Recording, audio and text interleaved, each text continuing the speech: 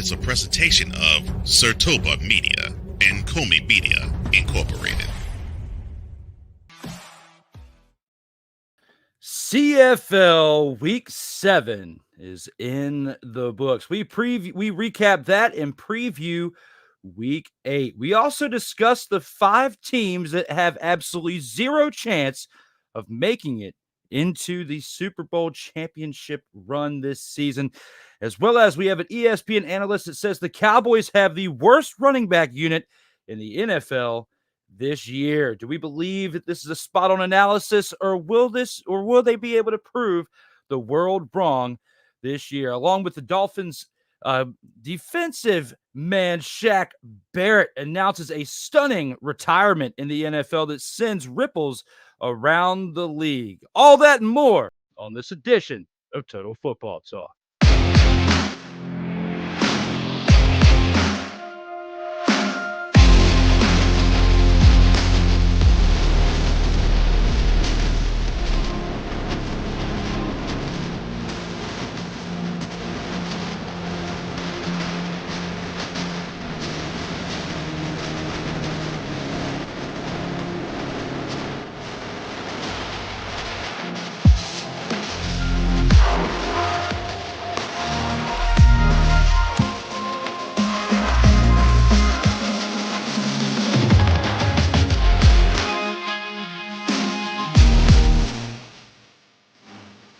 Welcome, one and all. It's that time again. We're back for Total Football Talk. I'm one half of your co-host, Drew Willingham, along with the EP of all EPs, my man, Cole Johnson. Oh, Harry Carey's back. That's good to hear. What's up, man? Hey, man, I'm feeling great. Glad to have you back here for episode 47 of our show, Total Football Talk, as we are back for 2 hours of action to discuss many things on the slate, as well as this right here is two-time Super Bowl champion Shaq Barrett stuns the NFL with sudden retirement. Just came to the Dolphins this offseason and basically says no dice before we even get to preseason. We have that and much more on today's edition of Total Football Talk. But before we get to that and many other news within the scoop, we have to discuss the previous week's action in CFL. Let's take a look at what we had for week 7. All right, let's go. We got trips, right? At 42, 989 on 2 on 2 on 2. Ready? Break.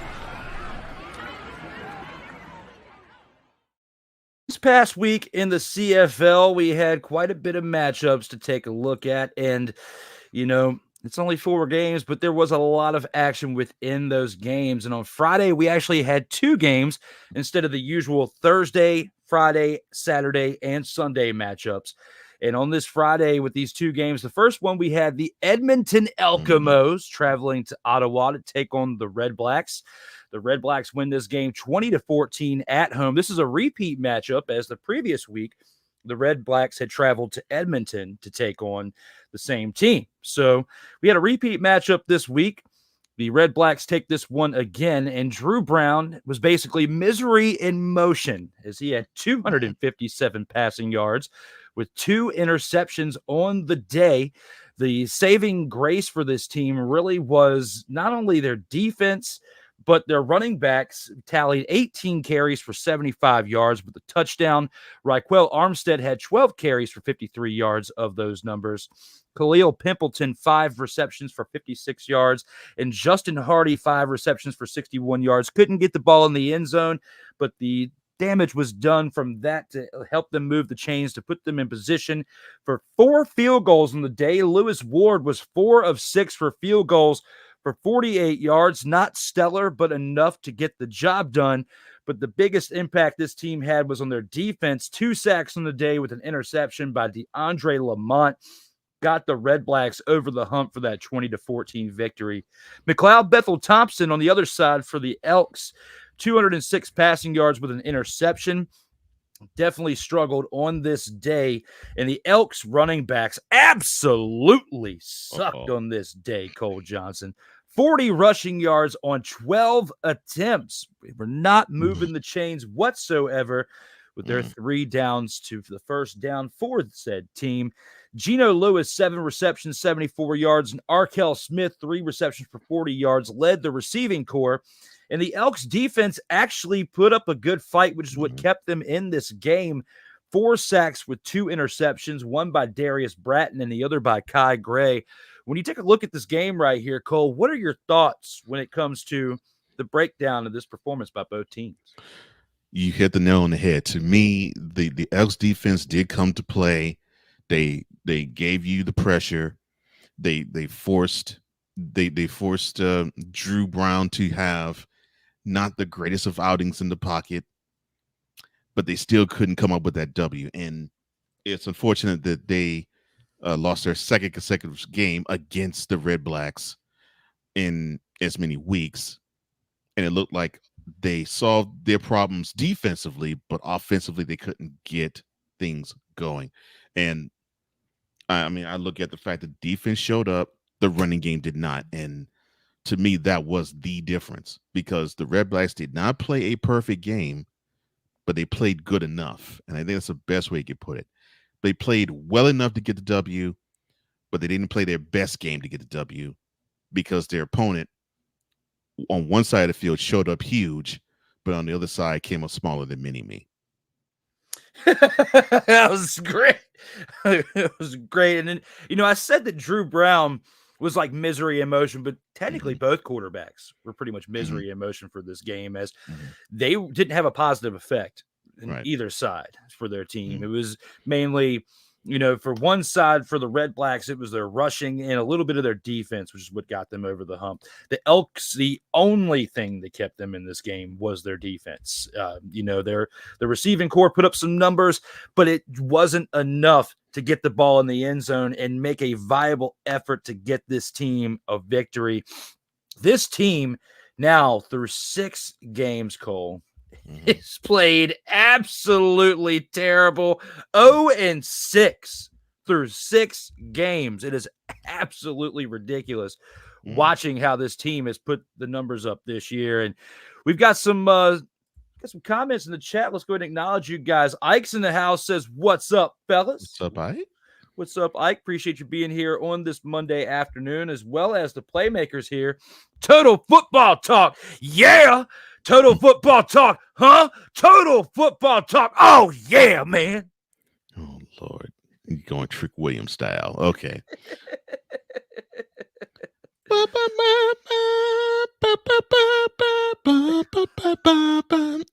Total, well, it doesn't work. Total football talk doesn't really work, that chant, but I get what he's doing. Thank you, man. Thank you, Playmaker. Glad you showed up, bro. Absolutely. We appreciate you, Playmaker. Glad to see you. And we'll have to check out Monarchs of Wrestling here when that pops off here about 6:30 this evening. Make sure you check Playmakers Network, the Play Caller Sports Talk, as well as, I believe, on Shady Sports Network. You can check them there as well. And go back and check out his Shooting Lights Out that he had from earlier today as well. Some plugs for the Playmaker. Sick Dickie's in the house says, "Good morning, good afternoon, good evening, and good night," by the Sick Digster right out here. Good evening to you, Sick.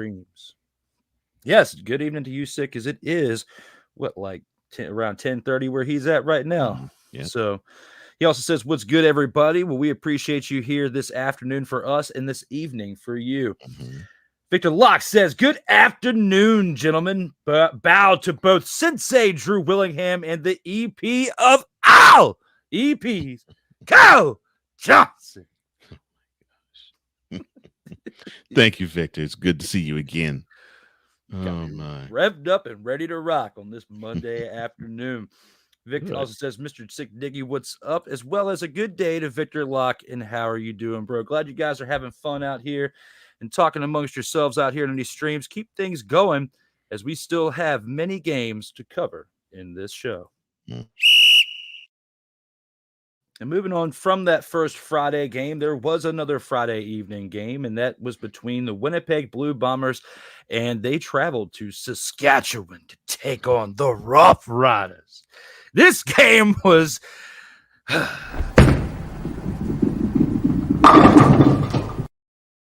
absolutely bowling shoe ugly, Cole Johnson. This game absolutely sucked. It really did. I mean, good for people like myself who are pulling for said Saskatchewan Roughriders team, but as well as the Winnipeg Blue Bombers. Just when we start to see a little bit of light from this team, they revert back to sucking again. That's exactly what happened this past weekend as Shea Patterson for the Saskatchewan Roughriders, the backup quarterback, actually had a pretty solid game for the most part. Didn't turn the ball over, which was definitely big factor in this game. 261 passing yards with the passing touchdown, along with 4 carries for 35 yards, helped lead the offense for a 19-9 victory over the Blue Bombers. AJ Alouette, 17 carries, 88 yards. Not 100 yards or anything, but still the 17 carries is a big number to look at. They are relying on him to move the chains quite a bit. And along with his 1 reception for 7 yards, I mean, he, along with Patterson, were absolutely huge. But another stat line to look at is a man that I haven't said for a few weeks, a man with the same first name as his last name, okay? Oh, Lord. Aju. 4 receptions. What's that? I said, bless you. I'm saying it like Aju, the sauce you get at Arby's for your French dip and sweat. Right. 4 receptions for 110 yards on the day, along with Keon Schaefer Baker's 4 receptions for 60 yards, round out the production from the receiving corps for the Roughriders. Their defense had 1 sack along with 1 interception by Adam LeClaire. You know, this production from this team, it wasn't their best of the season, but it was just enough to get them over the hump in this game. On the other side, we saw a major regression from their quarterback for the Blue Bombers, that being Zach Collaros, 266 passing yards with an interception. When you look at his numbers from the previous week, he had over 300 passing yards, multiple touchdowns, didn't turn the ball over really. So he majorly regressed in this game. Brady Oliveira, 4 carries for 49 yards, along with 9 receptions for 80 yards was the highlight for the losing Blue Bombers on this day. Ontario Wilson, 2 receptions for 48 yards, along with Nick Dembski's 3 receptions for 56 yards, round out their receiving core as well. The Blue Bombers defense, 1 sack on the day. That's about it. That's all they had. It was a major drop-off in production from their previous Week 6 win. When you look at this game right here and put everything into perspective, what are your thoughts when looking at this dumpster Pelican-esque game of the week? I think this is what I have to say about it. This is the type of game that the Roughriders like to play. I think they needed to have this type of game defensively. Actually, I think they needed it to get back to basically being the grind 'em out type of team that they are. The Blue Bombers defensively, they came up. They basically played bend but don't break. They didn't have the wild stat of a whole bunch of sacks or a whole bunch of picks or a whole bunch of turnovers. So those things weren't there. But to hold this team under 20 points, that's pretty good for them. Unfortunately, offensively, they did not come up. They did not come to play. And it just shows to me the Roughriders just controlled the clock. And when you have that, it's hard to beat a team when they control the clock. Yeah, for a regular fan, this would be an ugly game to watch. But if you watch it from strategy, the Roughriders did what they wanted to do. They wanted to control the game, control the clock, be more physical, and it showed. It paid off.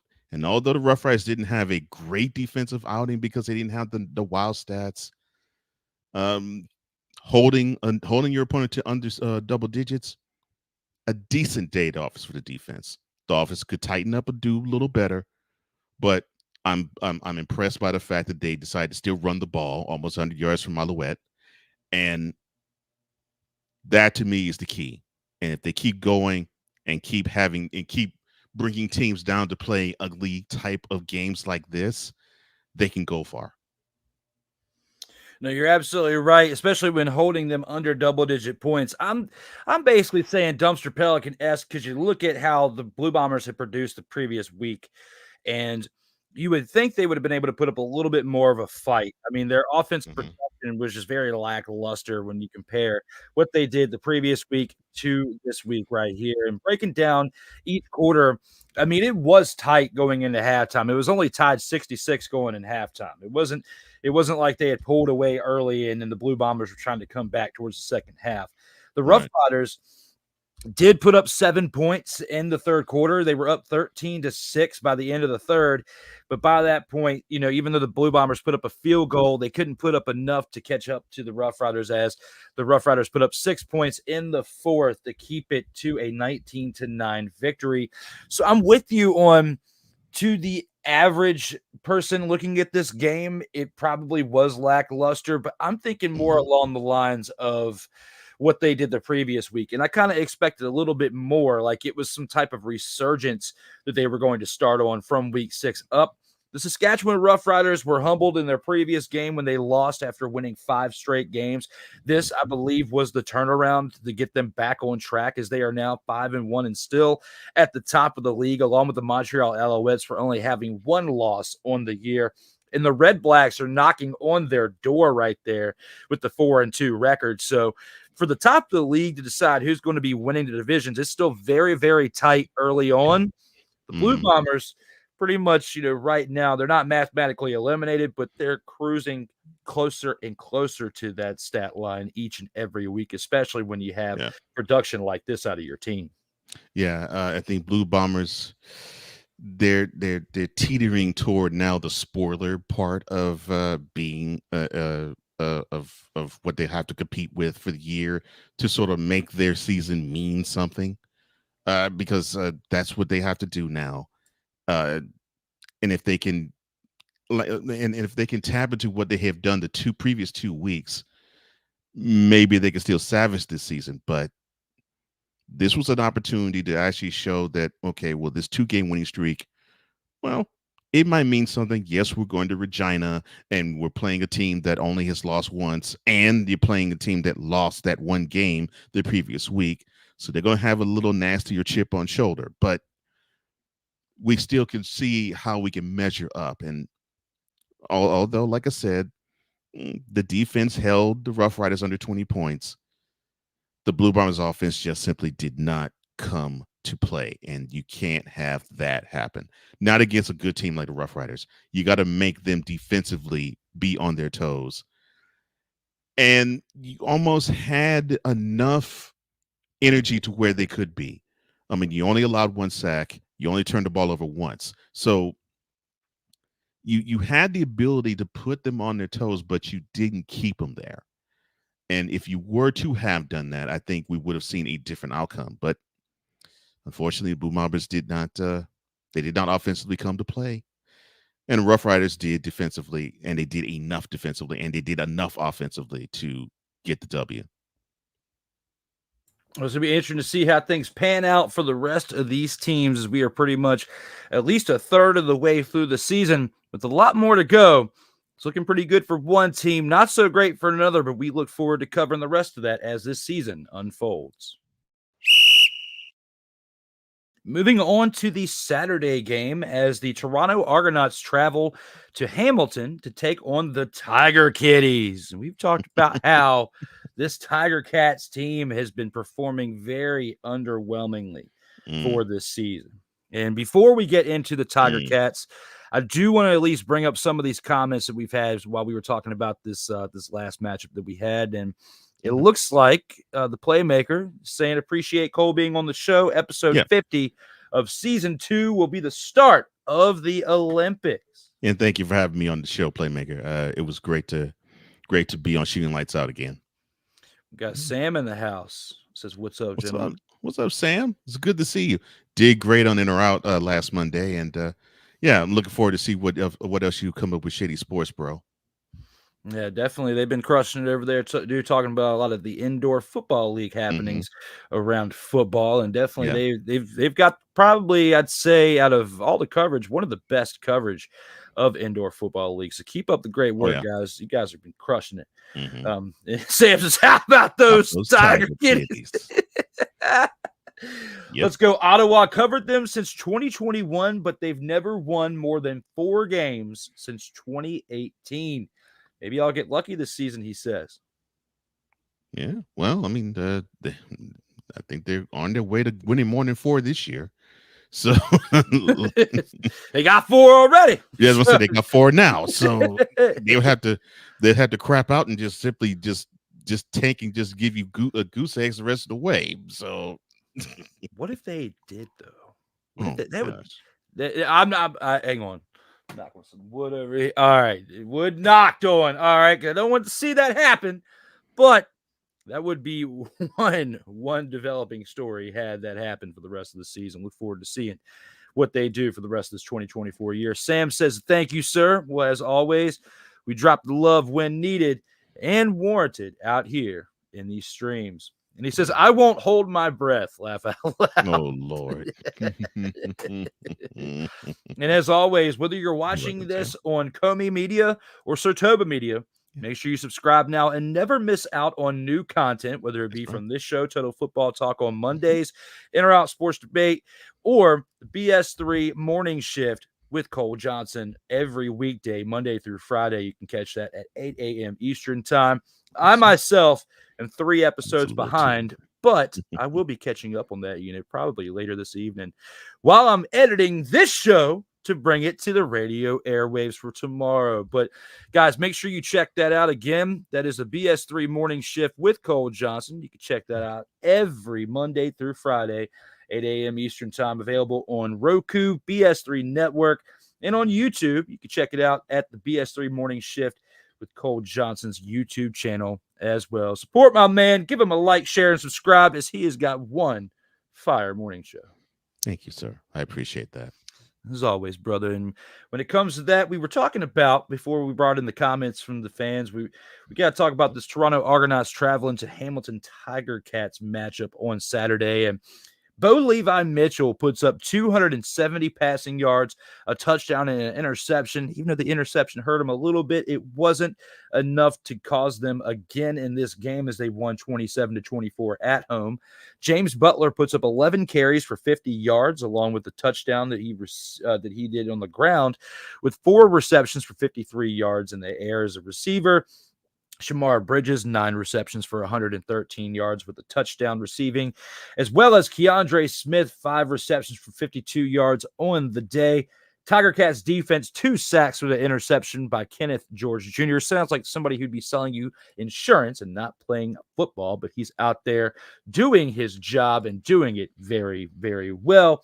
When it comes to their special teams, Mark Lehijo, I call him Lehijo my Ehijo, the kicking specialist. It's 2 of 2 on the day. His longest was 29 yards on the kick, but enough to get 6 points and help them win by 3. Cameron Dukes, 180 passing yards for the Argonauts.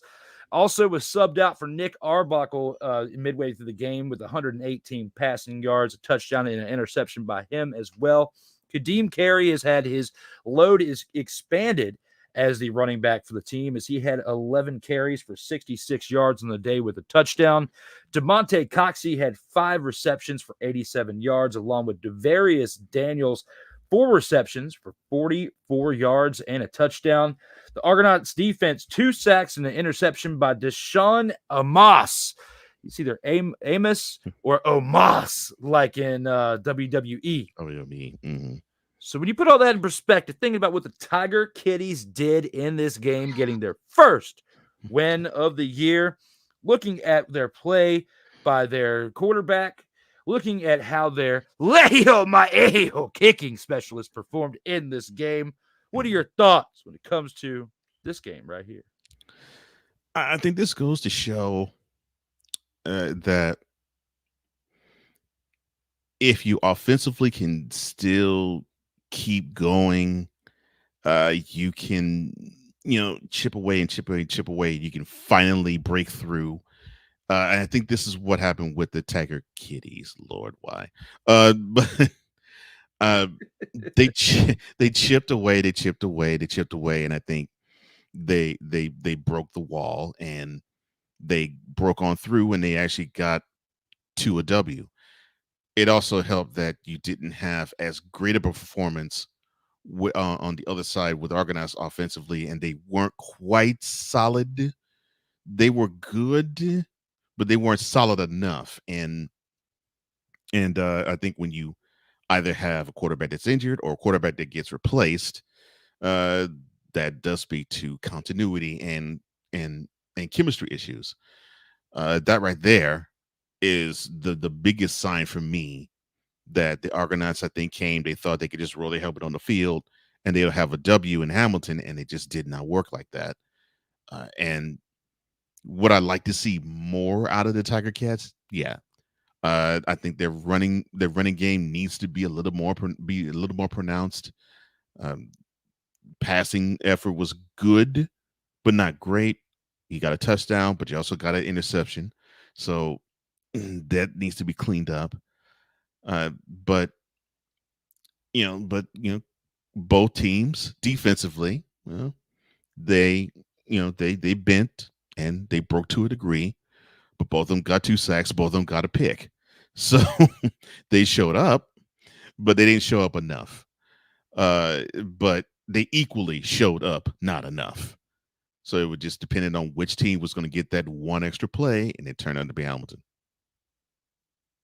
You're absolutely right with that. And when you think about how this game was going into halftime, the Hamilton Tiger Cats were up 17-7. And in the second half, it looked like the Argonauts were trying to charge back.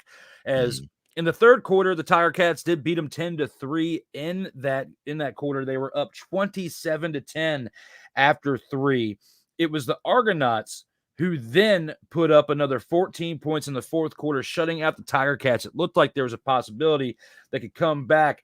But at the end of the fourth quarter, they just couldn't get it done by still losing by 3 points. You look at what the kicker did, who at the end of that quarter, when he had a chance to tie the game up, he missed one of his 2 field goals to get them the loss, as that could have been the game-tying field goal in that chance. And unfortunately, wasn't enough to get it done. So looking at this, the Argonauts had a chance. They had a chance to beat this team, but it was just time for the Tiger Kiddies to finally get their first win of the year and improve to 1-5 after losing 5 straight games. Yeah. So we'll see how things pan out for this team for the rest of this year. I don't expect them to get too many more victories after this one, considering how they've played from start to current finish at this point of the year.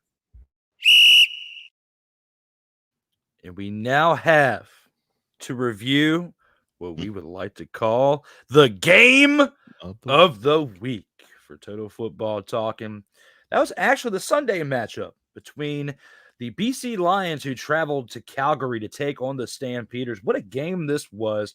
BC Lions all year have been very dominant. They did have a loss coming into this game, but don't let that surprise you, as Vernon Adams Jr. has been lighting up the league, someone that Cole and I both have said have been pretty viable MVP candidate so far throughout this first third of the season. He was actually humbled in this matchup, it looks like, for the first time in the 7 games that they've played, as the Calgary Stampeders got the home win 25-24. Very, very close game, but Jake Meyer, the quarterback for the Stampeders, was clicking on all cylinders for the most part, as he had 307 passing yards for 3 touchdowns on the day, along with Dedrick Mills, 14 carries for 48 yards with 3 receptions for 33 yards as well. Jalen Philpott, 6 receptions, 79 yards on the day with a touchdown, along with Clark Barnes, 3 receptions for 63 yards and a touchdown, led the receiving corps for the Stampeders. Their defense had 1 sack on the day, along with 2 interceptions by Tyler Richardson and Kobe Williams. When you look at the other side of the ball for the BC Lions, Vernon Adams Jr., as we said, probably had his first bad game of the year, with 192 passing yards, 2 touchdowns, and 2 interceptions, along with 3 carries for 14 yards. William Stanback, who has been their lead back for this year as well, was humbled a little bit with only 9 carries for 64 yards and 4 receptions for 20 yards as well. Justin McInnis, 3 receptions for 55 yards and a touchdown, along with Stanley Berryhill III with 3 receptions for 39 yards and a touchdown. Stanley Berryhill III sounds like somebody who should be defending you in tax court, but he was out here receiving three passes for 39 yards and a touchdown, as well as the Lions defense that had 2 sacks on the day. When it comes to the court-appointed Stanley Berryhill III and the rest of the members of this game right here, what are your thoughts when it comes to our recap of the game of the week? Well, I think it was not saying I was rooting for this, but I think it was time for Vernon Adams to have for him, horrible game, but I'll say subpar, to be polite. But and this was a really good test for BC from the standpoint of, if you don't get 300 yards from your man, or if you don't even get 200 from him, can you win? And yes, they came close, but they didn't pull out the W. So it lends itself to you thinking, okay, well, where Vernon Adams goes, so go the BC Lions. And I think that is what we got a chance to witness here. And the Stampeders, congratulations, they did what I thought they were supposed to do, which was take the L on the chin, be pissed, and then come forth and put forward, to me, their best performance to date this year. Now, the running game could be better, and the defense could be better. Although, yes, they got two picks. They still need to have more pressure, and that still is the bugaboo for me for the Stampeders. Give me more pressure up front defensively, and let the big uglies dictate the pace offensively. But the pass protection was absolutely astounding. Although, yes, they did allow 2 sacks. I expect the offensive line to allow probably 3 or less sacks in a game, because they're not going to be perfect, but they can be good enough. And that line was good enough. And look, Jake Mayer, I give you credit, man. No picks and 3 touchdowns. You did what you were supposed to do, and you actually showed, if you were to show up, show out, and lead the team the way that you did, that your team actually can beat a pretty good squad. No, you're absolutely right. And they did their job in this past game. And it's not like we've been talking about the Stampeders along the same light as the Tiger Cats or the Winnipeg Blue Bombers or even the Elks this year. I mean, they've been getting served some L's, but it hasn't been to the level of the other teams that we discussed. And when you look at this game throughout, going into halftime, Stampeders were up 14-10. And it kind of went back and forth for the remainder of the game as the BC Lions scored 7 points to the Stampeders 3 to take a 17-17 tie going into the 4th. But it was the Stampeders who scored 8 points to the Lions 7 to barely hold off the Lions, who have been biting kneecaps all season long. When you think about what they've done with the Roughriders and with the Alouettes, have been the 3 top teams of the league, and you can now argue that the Redblacks are chipping at the heels of all 3 teams for the top 4 teams in all of the CFL. So it's going to be interesting to see how things pan out for the rest of this season for all these teams involved. They've been definitely doing their jobs when it comes to all of these players. For the Stampeders, getting back to a 3-3 record. The BC Lions, like you and I discussed, Vernon Adams Jr., first bad game of the year. Definitely this is the lick on the chin that he needs to take in order to bounce back and lead this team to a respectable end of the year by the time we get to, the 18th game of the season. But right here and right now, I'm not really worried about this BC Lions team, because they played a team in the Calgary Stampeders that we were talking about at the beginning of the year as a team to look out for. It could be a wild card-esque team to throw some wrenches into the bowls of many of these teams that we could see making a run in the CFL this year. So good on the Calgary Stampeders for proving Cole and I both right in that aspect. There still is a very, very, very long season left at hand for this league. So we'll see how things pan out. But right here and right now, it's looking pretty good for this Calgary Stampeders team It is. for the first third of the season. And that pretty much takes us through our first 4 games for this opening drive. Let's see what we've got here in the comments. Mainly just Sam saying that he seconds that, and we appreciate you tuning in and helping us out with this CFL coverage here in football. We have other news as well as NFL, CFL, and much more for the remainder of this show. But before we get to that, we have to take it through our first commercial break. We'll see you guys here on the other side in a couple minutes. All right, let's go. We got trips, right? At 42, 989. On 2, on 2, on 2. Ready? Kick!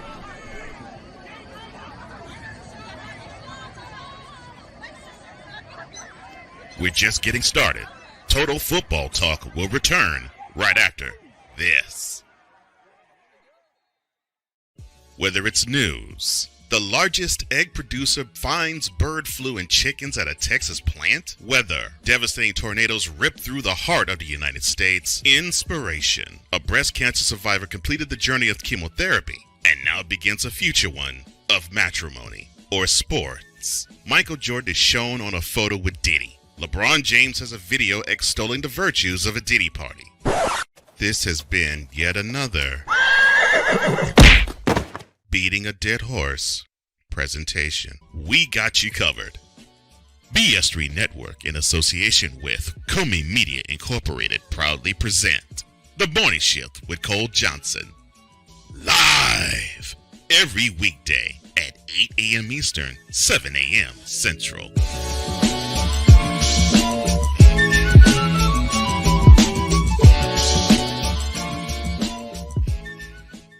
Hey, Eagles fan.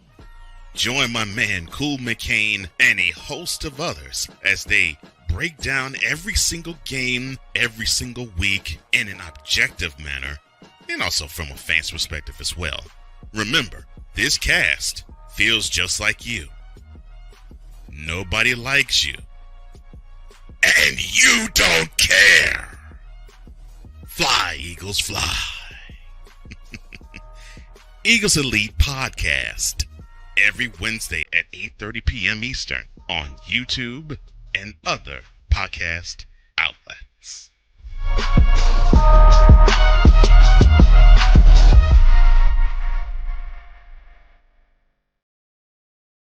Everything Boston. I love you morons.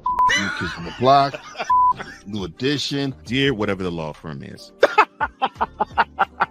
Sincerely, the U.S. Supreme Court. Ben Affleck, Matt Damon. Go yourself again, Jason Whitlock.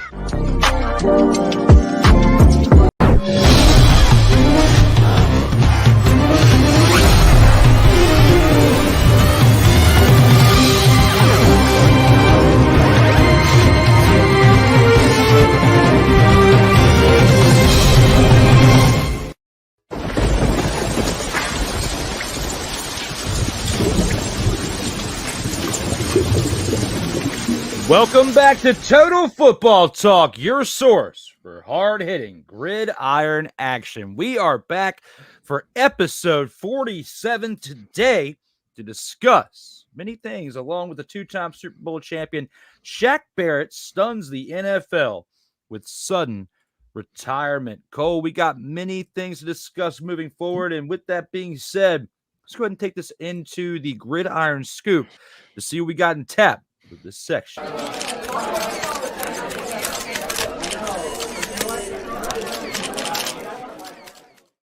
And here with the gridiron scoop, Ravens head coach John Harbaugh says, quote, I can't do it as good as you, but quote, Thank you. Lamar Jackson can become the greatest quarterback in NFL history, close quote.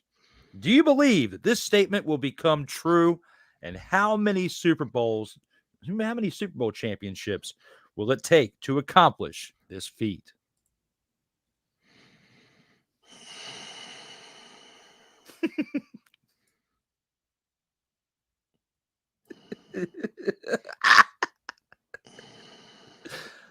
Charlie.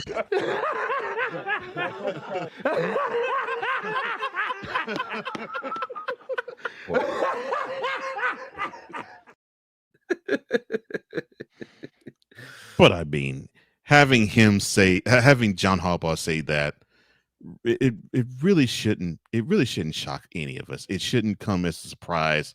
Oh, doggone! Why did I have to say that? I mean, it really isn't a surprise, motherfucker. But no, I don't believe the statement can be true. Not because I think that Lamar Jackson sucks as a football player. I don't think Lamar Jackson sucks as a QB. I just believe that Lamar Jackson's maturation process in NFL actually has been hampered by John Harbaugh's offensive staff because they want to rely on his athletic ability, which is fine and is understandable. And yes, he has great ability to read defenses with the option, with the RPO, and he can keep defenses guessing. And if he's in open field, he's hard to tackle. Yeah, use all that, but teach him how to be as lethal in the pocket as he is in the open field. He isn't that yet. And the most troubling thing for me when it comes to this is I got a chance to, well, you too, Drew, got a chance to witness the AFC Championship game where basically the Chiefs put forth the type of defense on Lamar Jackson in year 5 that you would see him have to deal with in year 1. And he had the same type of success against it. And that shows very little, if any, maturation. So if he's going to be the greatest QB in history, he's going to have to learn how to beat teams in the pocket. And I'm not talking about beating bad teams in the pocket. I'm talking about beating good teams in it, where he doesn't have to rely on running all the time, where it's like with Steve Young. It's something that he did when he learned how to actually beat teams in the pocket. It was a good feather in his cap to be able to scramble the way he could. But he took pleasure in just dissecting defenses in the pocket. That's what Lamar Jackson has to do. He is not capable of doing that yet. Is he capable? Period. We'll see. But he's in year number 6. So we got to see him start to do that now. Yeah, and I mean, he's behind Mahomes, who has 3 championships already at the age of 28. Yep. He's not even 29 yet. Okay. And he hasn't even been to one Super Bowl yet. Yeah, that's why when I first saw this, I was like, this is absolute blasphemous. I mean, they're a year behind. And one thing I learned with doing the research is Lamar Jackson and I share the same birthday, January 7th. He's 27, looking at me, I'm 37. So we're 10 years difference. But when you look at that, he still is a year behind Patrick Mahomes in age and hasn't even been to a Super Bowl yet and has 0 championships to Mahomes' 3, like you and I both just said. Mm-hmm. And we've already got someone who's been labeled by many, and arguably I'm one of those, being Thomas Edward Patrick Brady II with 7 championships. Junior. I know. I'm sorry, man. My throat. Sorry. But it's going to take arguably getting somewhere within the wheelhouse of that, 5 to 6 championships with with that type of window, and you're going to have the stats behind it that are better than some of what TB12's numbers are. Regardless if you get to 7 or 8 Super Bowls, you still need to have numbers within that spectrum before we can even consider you close. Now, can we sit here and say in the next 10 years that he's the best mobile quarterback, better than what we saw out of Michael Vick and many others before him? We could. I could see that being a discussion, but the greatest quarterback, and keyword quarterback of all time, no, I'm not seeing that right now, because had you been to at least 1 Super Bowl and won it by the age of 27, I could see that. Mahomes does have a better team around him on all 3 phases between offense, defense, and special teams, and has had it that way for the past half decade, which is why he is where he is right now in that discussion. And he's about halfway to the point of what Tom Brady had as far as Super Bowls at this point of his career too. So looking at all that, if this was a question based on what Andy Reid would say about Patrick Mahomes becoming the greatest quarterback of all time, I think we'd have a different conversation and different types of answers for this. But for Lamar Jackson to be considered as the greatest quarterback or to become the greatest quarterback by this point, you've got a lot to achieve in the next decade. And you would literally have to win 5 to 6 to 7 out of the next 10 years worth of Super Bowls to change our mind. And you nor I see that being a possibility of the Ravens going on a Chiefs-like run for that period of time. I mean, I'm not the only one to say it, and I'm not trying to speak up for you on that. But I just, based on what you just said and what I'm feeling right now, that's not going to happen. No, that would mean that you would have better pieces around him with the wide receivers. You'd have to have a stronger running game than they currently have. And when I mean stronger running game, I mean the running back actually leads the team in rushing yards and not Lamar Jackson. And yeah, the defense doesn't have to go much more in terms of getting better, but you have to have a more complete team around this guy and not build the offense around the mercurial superhuman efforts of number 8. Because if that continues, you're going to be striking nothing. But if you set him with talent around him that can actually make him look even better, then we're talking. But it's like what you said. It has to be something of the effect of, like you said, 7 rings in 10 years. Now, we thought 7 rings in 20 was ridiculous with Tom Brady, but 7 in 10? That's the only way you can probably say this guy could be the greatest QB in NFL history. And I get that, yes, Johnny wants to cape up for Lamar. I get it. Head coach showing the utmost confidence in his quarterback. But come on, dude. You've actually played against some talented QBs. You have played many times against Brady. You have played a few times against Mahomes. You know what an overall QB is supposed to look like. An overall great QB is supposed to look like. And as great of a QB as Lamar Jackson is, he's not it. And I agree with you. If you're going to qualify it, greatest scrambler, greatest dual threat, greatest, the most prolific in the running game, if you say it with those types of platitudes in front of greatest QB, then yes. But greatest overall QB, no. Well, Coach basically showed up like Johnny on the spot with this week. And when I saw this article, I was like, yeah, this is going to the slate. We have got to talk about this. There was some other breaking news within the NFL that we'll get to here shortly. But when it comes to just basic blasphemy screaming at the side of your neck, this is what I saw on paper when I read this article right here.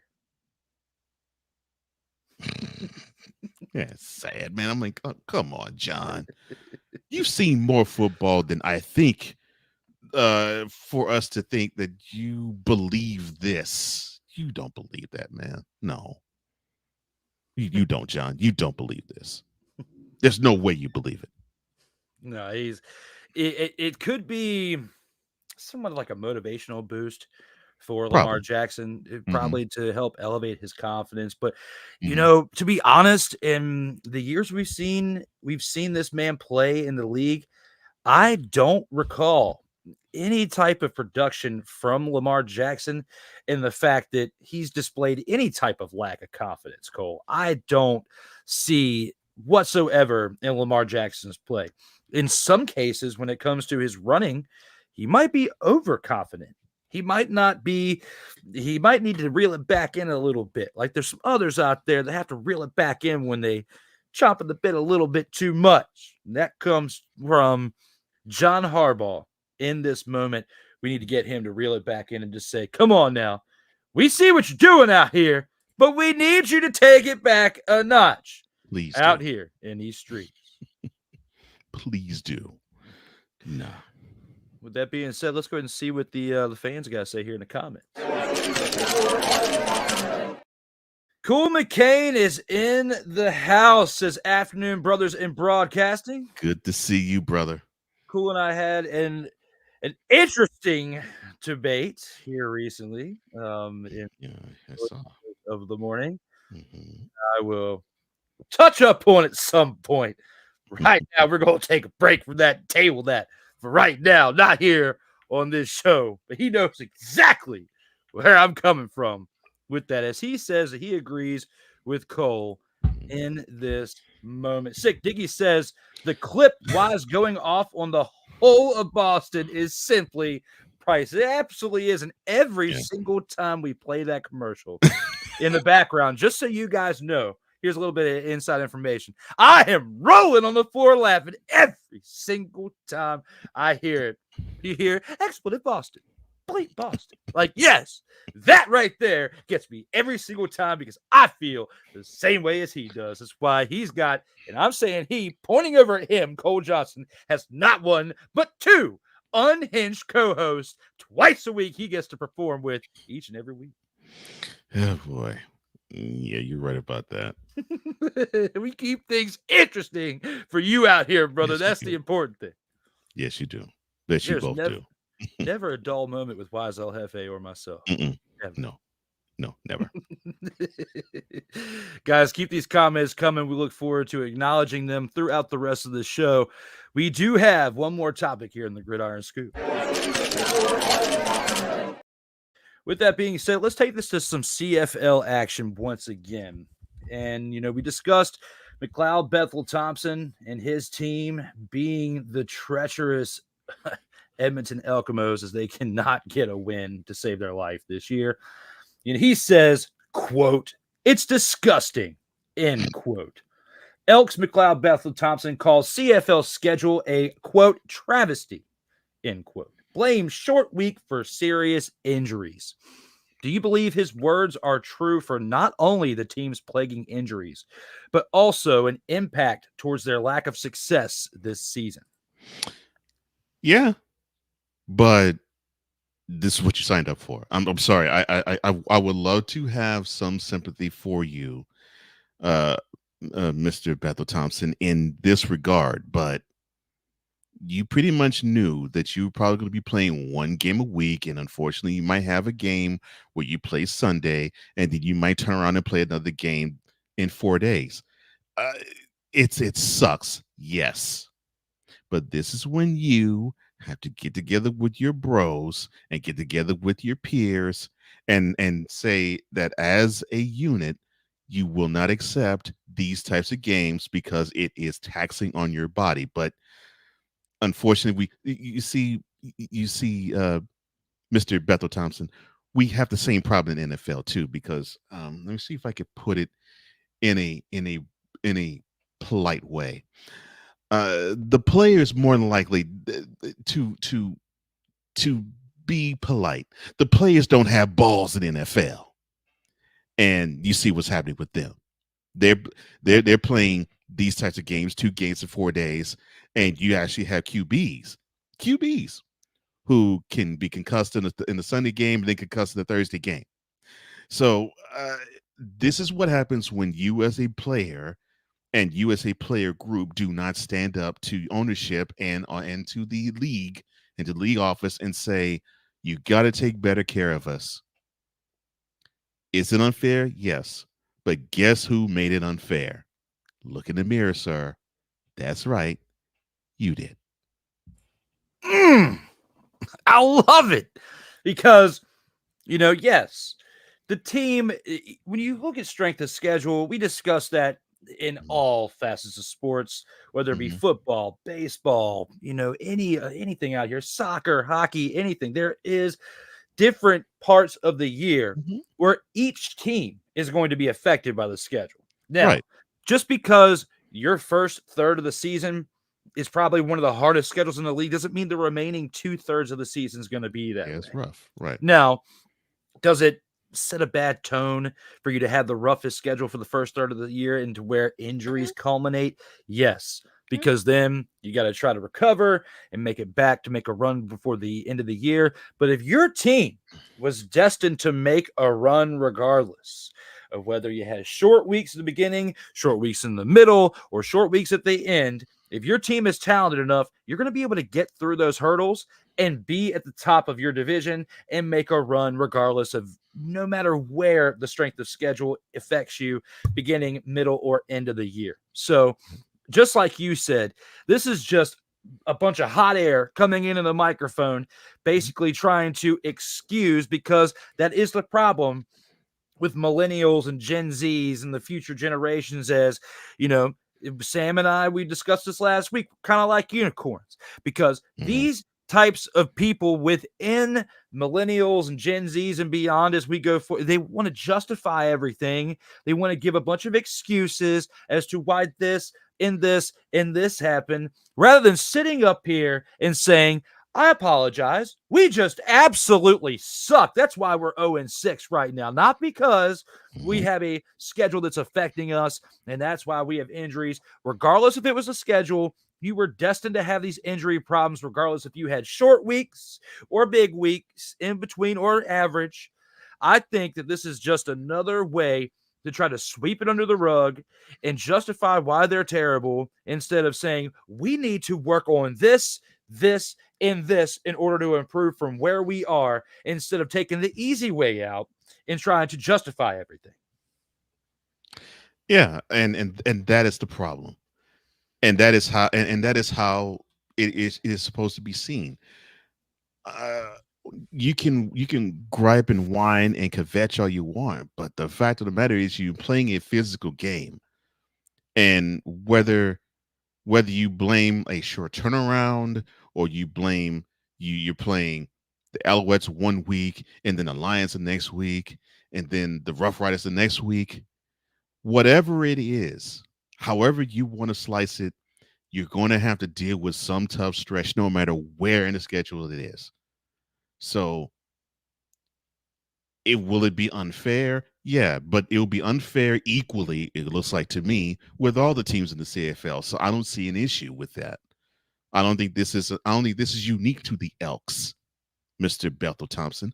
I don't think this is something that is just only the CFL having it out for you, and you will not sniff a Grey Cup or even sniff the Grey Cup playoff bid because your schedule was bad. And when they scratched this schedule out in January, that they had it in for the Elks. No, you have 18 games to play. You might circle the stretch where it's like, this is going to be pretty tough. But like what Drew said, and you're right, brother. I don't care how long you go into this season, you're going to deal with injury. So it is about that next man up. It's about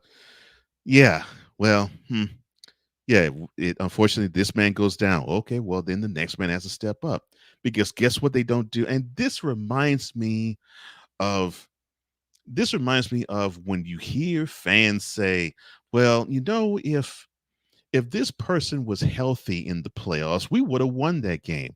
Well, guess what the leagues don't do? The leagues don't say, oh, I'm so sorry, that person didn't play, so you know what? We'll suspend the game, and until he comes back, you won't play any downs. Get real. Get real. This is what you have to do. You have to suck up. You have to go onward. You have to persevere, because it makes the team better, and it's a sport where you got to grind. It's unfortunate. I played this sport, and I didn't play it where I was injured all the time, but I was nicked up. And it's a par for the course.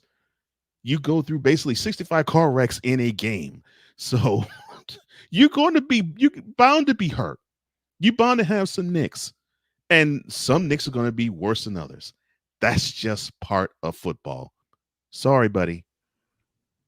It's what makes the game beautiful and rough at the same time. I mean, that's why each and every snap is impactful, because like you said, there are several dozen different types of car accidents it feels like your body goes through with the different types of plays.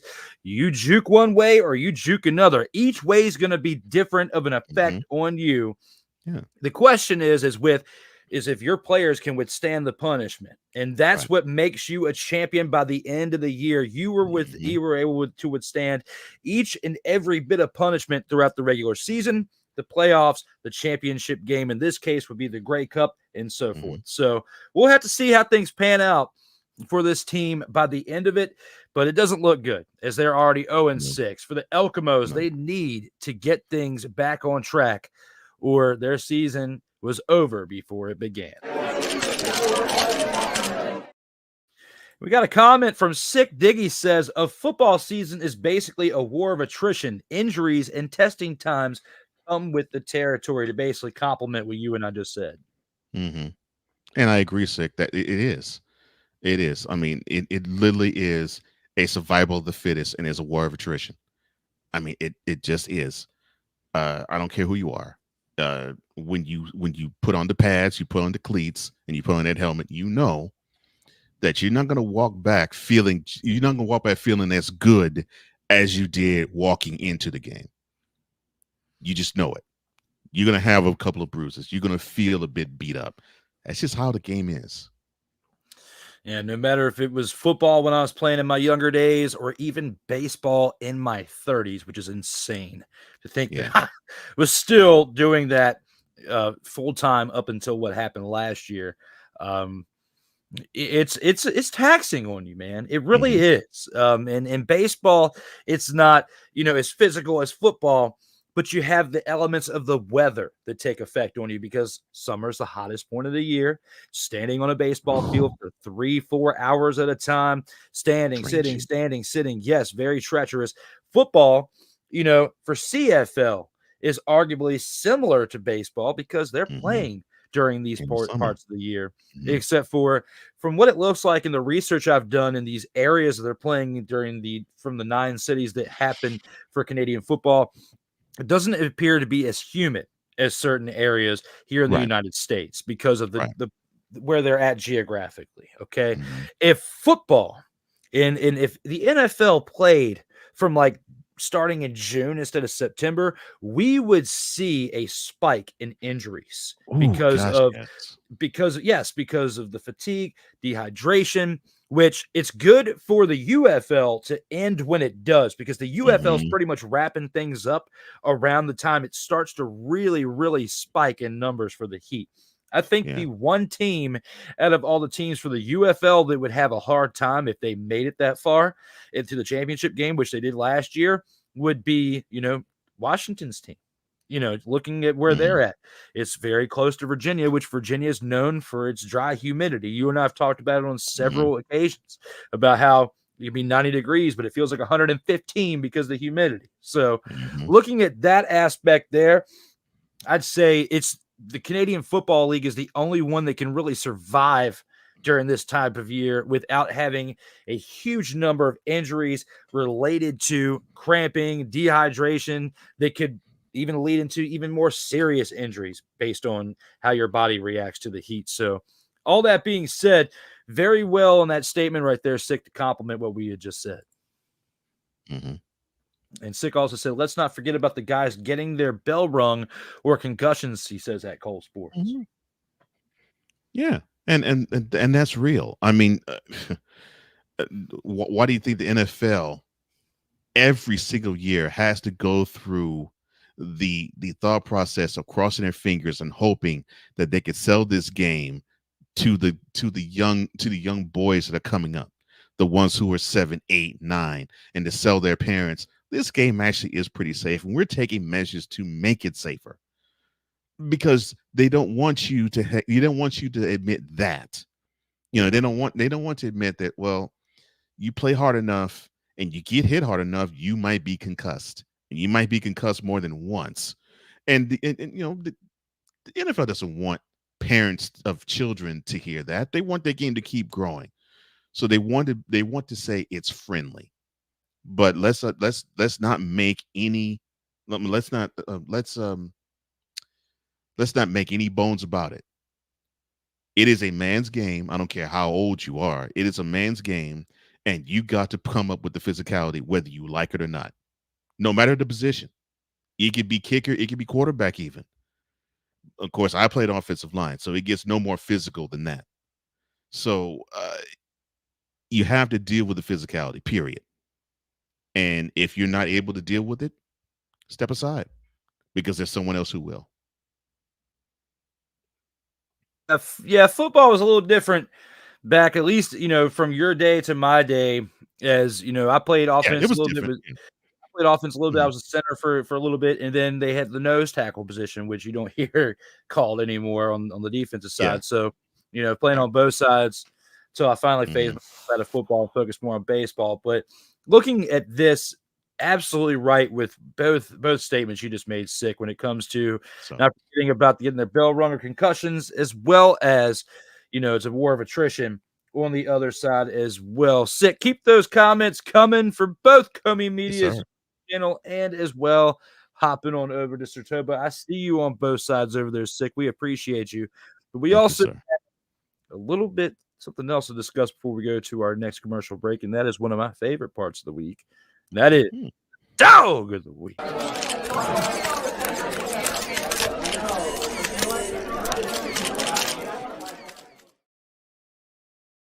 Total Football Talk.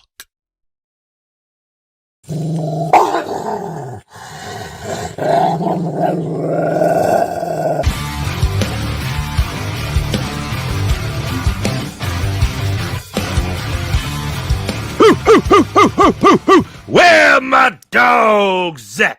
It's time where we discuss our Dog of the Week with the grand champ. With that being said, we take it on over to Go. There was some actually pretty good performances in CFL this weekend. The Roughriders bounced back, which of course that makes Drew happy because Roughriders, that's his team. Yeah. A decent performance by the team, but I will lay off there. The Tiger Cats, also known as the Tiger Kitties, they break on through to the other side. Thank you, Doors. They get their first victory of the season and over the Argonauts, their provincial rivals. I'm good job there, but I'll lay off of that. And neither one of us can actually lean on Vernon Adams Jr. this week because he actually had his worst game of the year thus far. But I'm gonna circle this game. I'm gonna circle this game, and I'm gonna say my dog is Jake Meyer, and the reason being, I've been having issues with the Stampeders playing solid anywhere, just anywhere. Special teams, defense, offense. They show spurts, but they haven't put together a solid game yet. And they still really haven't. But at least the QB, at least the leader of the team put together, to me, his best performance of the year. I will take 3 touchdowns over 300 yards with no interceptions from the QB position any day of the week. And to me, if you can keep this going, Stampeders, they can actually make some noise. Let's see if you can keep this going. And also, let's see if you can get that running game going too. But Jake, great job this week, man. Great job. So Jake Myers, who you're going with for your Dog of the Week this week? Yes, sir. Yes, sir. Okay, I like to say that was definitely a good pick. When you look at how this team, developed and got over the hump in this week's game, it's very, very tough for me to pick somebody outside of that. Because to be honest, it's who I was going with. But because of that, I'm going to have to go with someone a little bit different in this game. And even though you made a very good selection, I'm going to have to go with someone who probably was the difference maker for the Hamilton Tiger Kitties. And I'm not going to go with Mark Lehio, my Ehio kicking specialist, because he only was 2 of 2, and his longest was 29 fathering yards, okay? I got to go with someone who was part of the Tiger Cats, but part of their receiving core. And with my pick, I'm going to go with Shamar Bridges, who had 9 receptions for 113 yards. Okay. There's not many receivers in the game of the CFL for the league. It's very tough to get over 5 to 6 receptions in a game. This man almost had double digits, was one short of double-digit receptions on the day. 9 receptions for 113 yards and a touchdown, arguably probably set up many spots to help them score and get to 27 points in this game, even though he only had 1 touchdown. Without that touchdown, this team wouldn't win this game. They would have lost 24-20. So I'm looking at what he did here. Had it not been for the turnover by Bo Levi Mitchell, I would probably put him up there because he had close to 300 yards, had a touchdown. But based on what Shamar Bridges did with 113 yards, I got to say that he was part of what tipped the scales for this Hamilton Tiger Cats team. And I have to say that he is my pick for the dog of the week. That actually is a pretty good selection, though. I think what the Tiger Cats need, they need to have a performance like that in the passing game from him, and hopefully it could bleed over. You know, having that activity as a wide receiver, it's supposed to help others too. It's supposed to relieve the tension for the QB and the running game, and hopefully it can have a ripple effect if he continue to have a touchdown and over 100 yards and be relied on and targeted that many times. But yeah, that's a great choice too. Shamar Bridges, he did his thing. I appreciate it. It was on a whim right there. That was literally like a wrestling promo, like coming up with it on the whim in the moment. Like it's the closest I've come to that on this show. I'm proud of that. I'm glad you're proud of that too, as well, brother, as we do have one comment from Sick Dicky that we have to get to before we take our last commercial break. And he asked me, he said, here's a thought, Drew Willingham. What is a description that's worse than bowling shoe ugly? Dumpster fire or a bunch of dumpster pelicans? This is a really good question. If I were to really, analyze this question right here, I think of the 2 transitions that Cole Johnson has made for this show. And I have to first bring up, the fact that when it comes to dumpster fires, which for some reason, it has disappeared. It's not here. Where'd it go? Dumpster fire? Oh, no, here it is. I was like, it's there.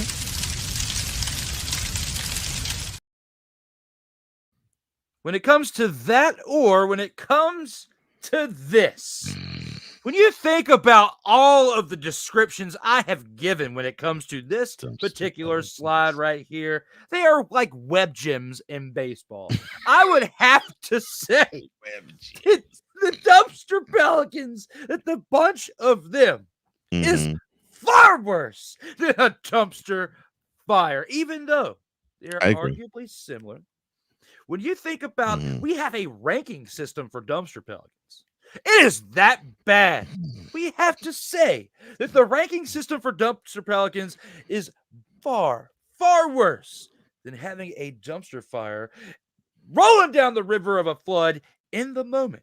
What do you think, Cole?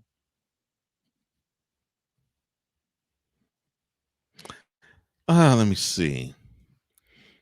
I think dumpster pelicans is probably the worst because, like you said, you can graduate from the best dumpster pelican to the worst, or the worst dumpster pelican to the best, however you want to see it.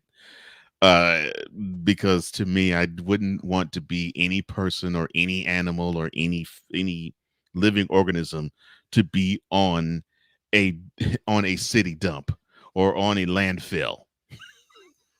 Although to me, a floating trash can or a floating dumpster that's on fire is hilarious.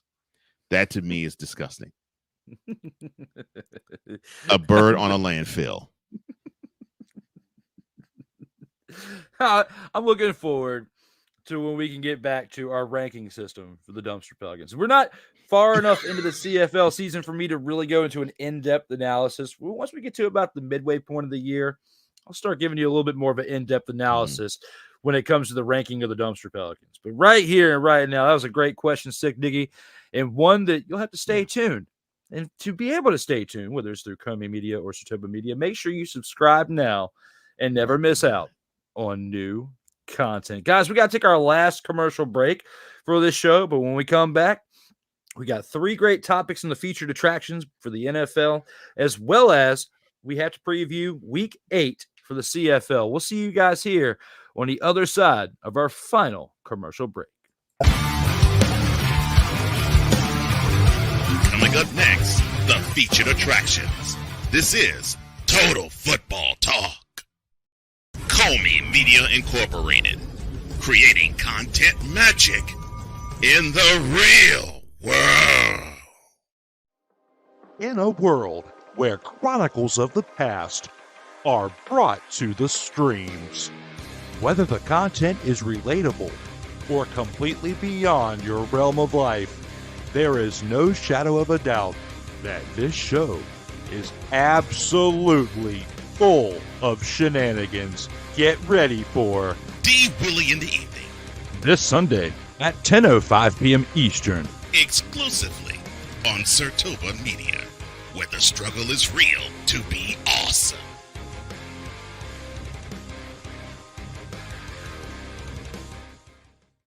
Hey, ladies and gentlemen. Hey, look. Hey, stop playing games. Y'all already know. Go ahead and toss him some Willie Bucks. Ain't nobody playing around.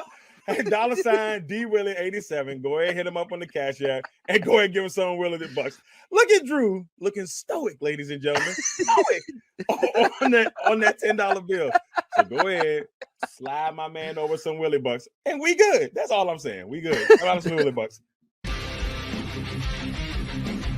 Sartoba Media, where the struggle is real to be awesome. Oh, yes. The tradition, the pageantry, the spectacle, the history, the slut. Wait. I gotta rep my brother's stuff right. All my DMV soldiers, stand up! And welcome to the Commander's Gridiron Report. You want your commanders to be repped right? Well, D. Willie is your man. Commander's Gridiron Report.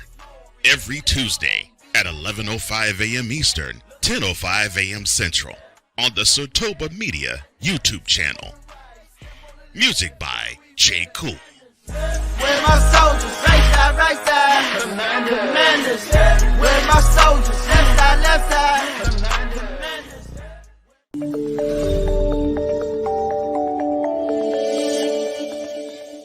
Welcome back to Total Football Talk, your source for hard-hitting gridiron action. We are back for episode 47 here for this 2-hour show to discuss two-time Super Bowl champion Shaq Barrett stuns the NFL with sudden retirement and much more here on the upcoming featured attractions. And with that being said, let's take it there.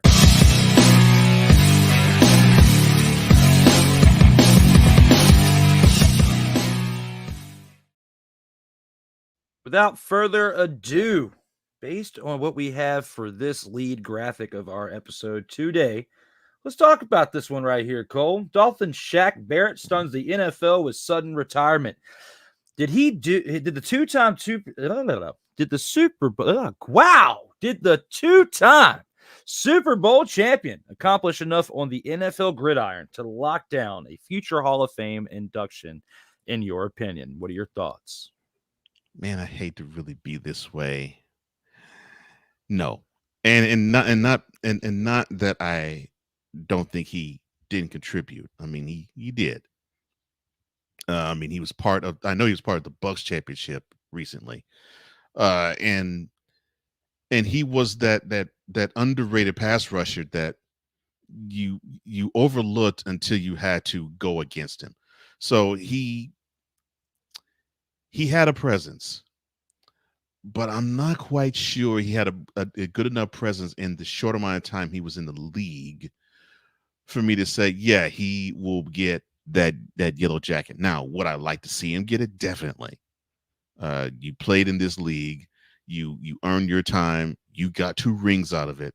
Yeah, I would love to see you get the yellow jacket, but just judging by how they have looked at players, especially on the defensive end, because I think it's even tougher for them to get in, and you only say, well, they have 2 rings, and you really can't say, yeah, there was this moment where he did da. You really can't say that with Shaq Barrett. But should he be in 5 years considered, and he gets the honor? Cool. I'm no skin off my nose, but I don't think he will be. Yeah, he was never the same since that Achilles tendon that he tore in 2022. Came Right. back, between what he did there, he finished that season with 31 tackles, 3 sacks, and a forced fumble in only 8 games and starts. And, 2023, he only played in 2 games and was nowhere near. No, he played in all 16 games, but he was still a shell of himself from what he had done in previous years. And when you look at the fact that he was very quiet in those 2 postseason games last year, that's why the Buccaneers cut him on March 13th. 5 days later, the Dolphins signed him. But I think it's very funny that you sign with the Dolphins, right? And then all of a sudden, 4 months and 2 days later, you decide that you want to retire and announce it on Instagram, citing that you want to spend a little bit more time with your family. That's what you desire to do at this time. Okay. Something happened within that 4-month span, or maybe if he signed a contract and he retired, there'd still be a clause for him to get some type of guaranteed money. Maybe he had some idea before he signed that contract that that's what he was going to do, because I forget the date, but at some point in June, you have to make a decision when it comes to cutting certain people to keep them off the books so it doesn't hurt your salary cap as much. And I think this might have just been some type of last-ditch effort to get some type of money out of the contract for him to wait until July at this point, on July 20th, to decide he's going to retire. That's the only thing I can come up with, because I just don't see within a 120-day span that you, out of playing 10 straight years in the NFL, that you get cut, you sign with a new team 5 days later, and then within 120 days, you decide, I want to spend a little bit more time with my family and I'm going to retire. Something's up here.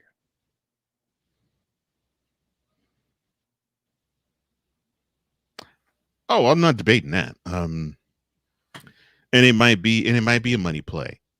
It just might be.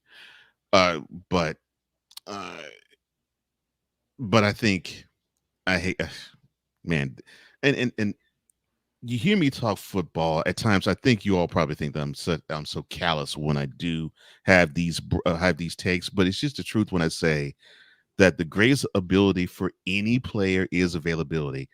I don't care what position you play, and if you show that you have a lack of ability to be on the field, and it is absolutely ice cold. It is a business. If you show that you can't be on the field with any type of injury, you're going to be looked at as damaged goods and damaged parts, and you're going to be treated as such. And I think Shaq, not O'Neal, people, I think Shaq understood that this is how he was being treated. I think he didn't like being treated that way. And yeah, this might be a money play to actually get out of the deal and wait as long as he did before the season began. So I definitely agree with you there. But I think he wanted to feel more love, and I don't think he got the love that he wanted. No, definitely that can also help the dynamic of the locker room, and the organization can definitely play a part in one's decision too. I didn't even really grasp that part or even really think about that. So you helped me get back on track with that, because I'm just sitting here thinking like, I know a lot can happen in a few months, 3 to 4 months. But when it comes to a desire to spend more time with your family, I would have thought you would have had those type of premonitions before you even signed the contract. Like, that's just, to me, something else, like you just said, had to play a factor. The front office, the organization, the teammates, whoever, had to weigh in on his decision to decide to wanting to spend more time with family. I'm with you on that one. I agree with what you said, and we'll have to see if he decides to make a comeback at some point, and if it's with another team. But more than likely, based on what we heard and saw from his Instagram post, this is more likely it for Shaq Barrett. Who's giving them the business? And before we go further, I would have to say that I agree with you on the fact that I don't think he did enough to warrant a Super Bowl. I mean, to warrant a Hall of Fame induction, because I mean, he was with the Broncos when they won a Super Bowl 50. I believe he was a rookie, or either that or his second year. And you got to look at that defense was already stacked with Von Miller and company over there on the defensive side that helped carry them to that Super Bowl 50 victory. And then you were playing with Thomas Edward Patrick Brady II in 2020 for their Super Bowl. So you had the two greatest of quarterbacks of all time. Junior.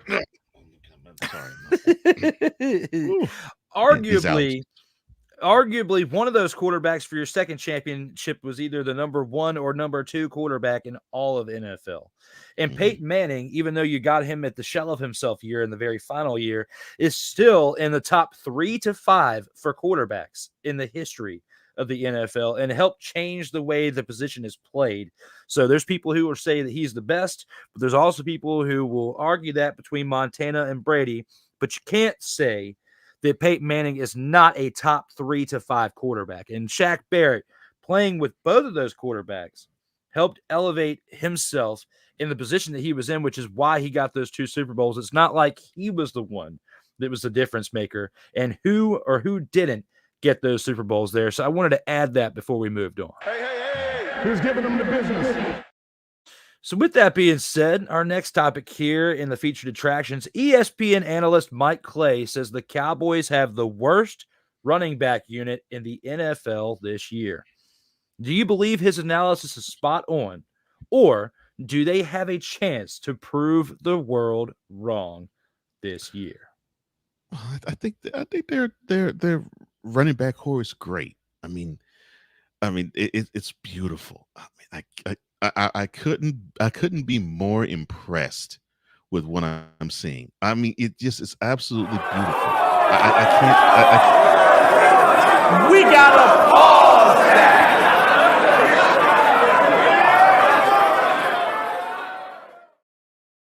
That was a lie. Cupboard, their starting running back is Ezekiel Elliott. I mean, no. And they didn't do anything to improve the backfield. They let go of Tony Pollard for nothing. They was like, okay, fine, we're only going to pay you for this much. If you can get a better contract, fine. You're a free agent. You can go wherever you want to sign. And the Titans were like, yeah, here's the bunny. Here's the Breeze truck. When are you going to be in Nashville? Your best running back is Ezekiel Elliott, and you got rid of him because he was being outplayed by Tony Pollard. I sometimes don't get the Cowboys. I really don't. And I don't think it's far-fetched. I think they do have the worst running back unit in the league. I agree with you 110%. I mean, they made 0 upgrades in their running back room. You know, Tony Pollard, like you said, let go for nothing. You know, Zeke was, passed off the year prior and went to the Patriots and couldn't muster up anything really there, and is back to basically give them some type of help, because he's familiar with the offensive scheme, with the play calling. It's not like you have to coach up somebody new to take over the lead for this running back core, but I'm not expecting a lot out of them this year. Will Zeke be able to be some type of leader for the remainder of the running backs in that room? Possibly, but there's a really good chance that Mike McCarthy doesn't even finish the season as the head coach. I mean, we discussed that last week about potential coaches that could get fired before the end of the 2024 season. And this right here, this situation in the running back room could be part of what causes him his job. Because you and I have talked about it several different occasions throughout the previous 46 episodes. What is one of the biggest ingredients that a team needs to mix things up to establish yardage, first downs, and put up points. That is the key word I said just previously, establish, and that is the run. You have to establish the run. There is no team that I know, past, present, or even in the future, and no matter what league of football you're looking at, they can consistently win from the start of the season, which is a long season because you play 17 games, throughout the playoffs, and through a Super Bowl victory without somewhat of a relevant running game. You have to be able to establish it one way or another. Whether there's teams that can win to start the year with a mediocre running game, but by the time you get to the end, they will have had to have warmed up that train to get to production, positive production, to where that team is getting over the hump and winning big games in the season, in the playoffs, and in the Super Bowl championship, or whatever the championship game may be, depending on what league it is. You cannot do it without an establishment of the run. And right here and now, I will be very surprised because I'm giving them like a 3% chance to establish the run this year. And that's probably generous, saying 3% chance for them to establish the run with the core of what they've got, with the coaching of what they've got, and the mediocre leadership they have from the front office and Gerald all the way down to the bottom of the barrel, and that being their running back core.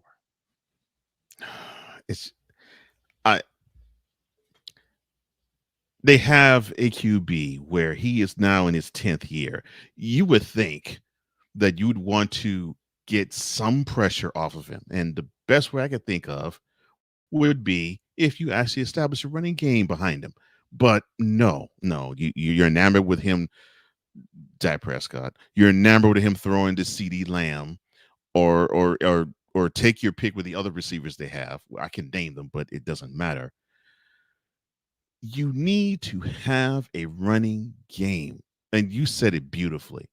I don't care what type of team you are. At some point in your run to the championship, you have to establish the run. The best example was this past year with the Chiefs.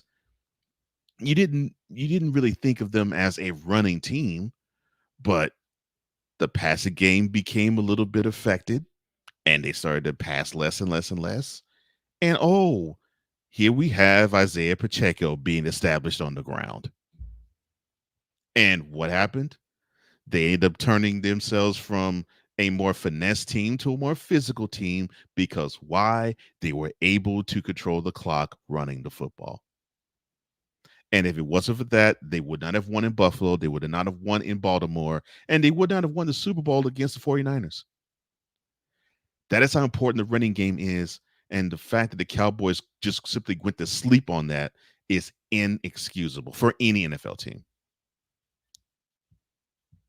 Absolutely. And you look at that and you look at how the rest of this team is shaped for the rest of the season. It's going to be miraculous if this team collectively can get 75 more rushing yards or more in a game. I will be surprised if we see that stat line more than once or even consistently. I'm expecting them to have anywhere from 50 to 60 yards collectively as a running back unit or less throughout this 17-game season, and we shall see if that comes into fruition or not. Hey, who's giving them the business? Got a couple comments here. Looks like Sick Diggy still dropping it hard there on Comey Media, saying it might be a money thing, but there needs to be some more digging in order to find out what's really going on. There for Dallas. Maybe. Yeah, maybe, but it's still just no excuse, though. We got their Rodgers running back to start. Yeah, their running back is Ezekiel Elliott. I'm sorry. Ezekiel Elliott and a lot of other no names that we may get to know as household names, as long, unless the Cowboys have some steals that we are unaware of, it's just not going to be pretty this year. No, and we'll very soon, within the next couple of weeks, we'll be able to start recapping preseason, and we'll be able to see, based on some of the production in these games, we'll get an idea of how things are going to flow, more so by game 2 or game 3. Game 1, we only see the starters, if at all, for a flash in the pan on the first drive. Yeah. But we'll see what their backups look like. Roger Voisin is in the house. What's a up, new Roger? follower to Sartoba Media. Shout out to you, Roger, for being here, dropping the dime with the Go Raiders comment out here in these streams. We will be talking about them and many more teams here in the upcoming weeks. Don't you go anywhere. We appreciate you being here for our TFT Tribe. Yes, we do. With that being said, let's go ahead and take this into our next topic. Who's giving them the business? So now with our last topic here in the featured attractions, I figured it would be interesting to discuss a situation based on, looking ahead to the 2024 NFL season and the caliber of teams competing for a championship. Cole, when you look at this season out of all 32 teams, who are your top 5 teams that have absolutely no chance in making a run this season? Good question. 5 teams that I think have absolutely no chance. None. Zilch, 0, huh? Okay. I am least sold on the following teams. Let me see. The Cardinals, the Panthers. I almost want to jokingly say the Jets, but the Patriots. Let me see. Heck, I'll say it. Fine. The Bears. And as much as I want to say the Titans, I'm not.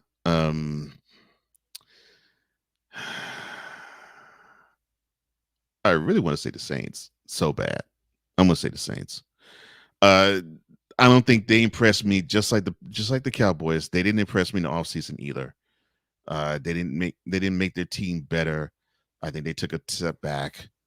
But yes, I think you have 2 of the 5 teams that ain't gonna do jack in one division. That'll be the NFC South. And I am not sold on Kyler Murray being the guy in the desert. Unfortunately, Bryce Young, I think even though they did try to make upgrades to the offensive line, I still think he will be standing in front of 5 300-pound turnstiles.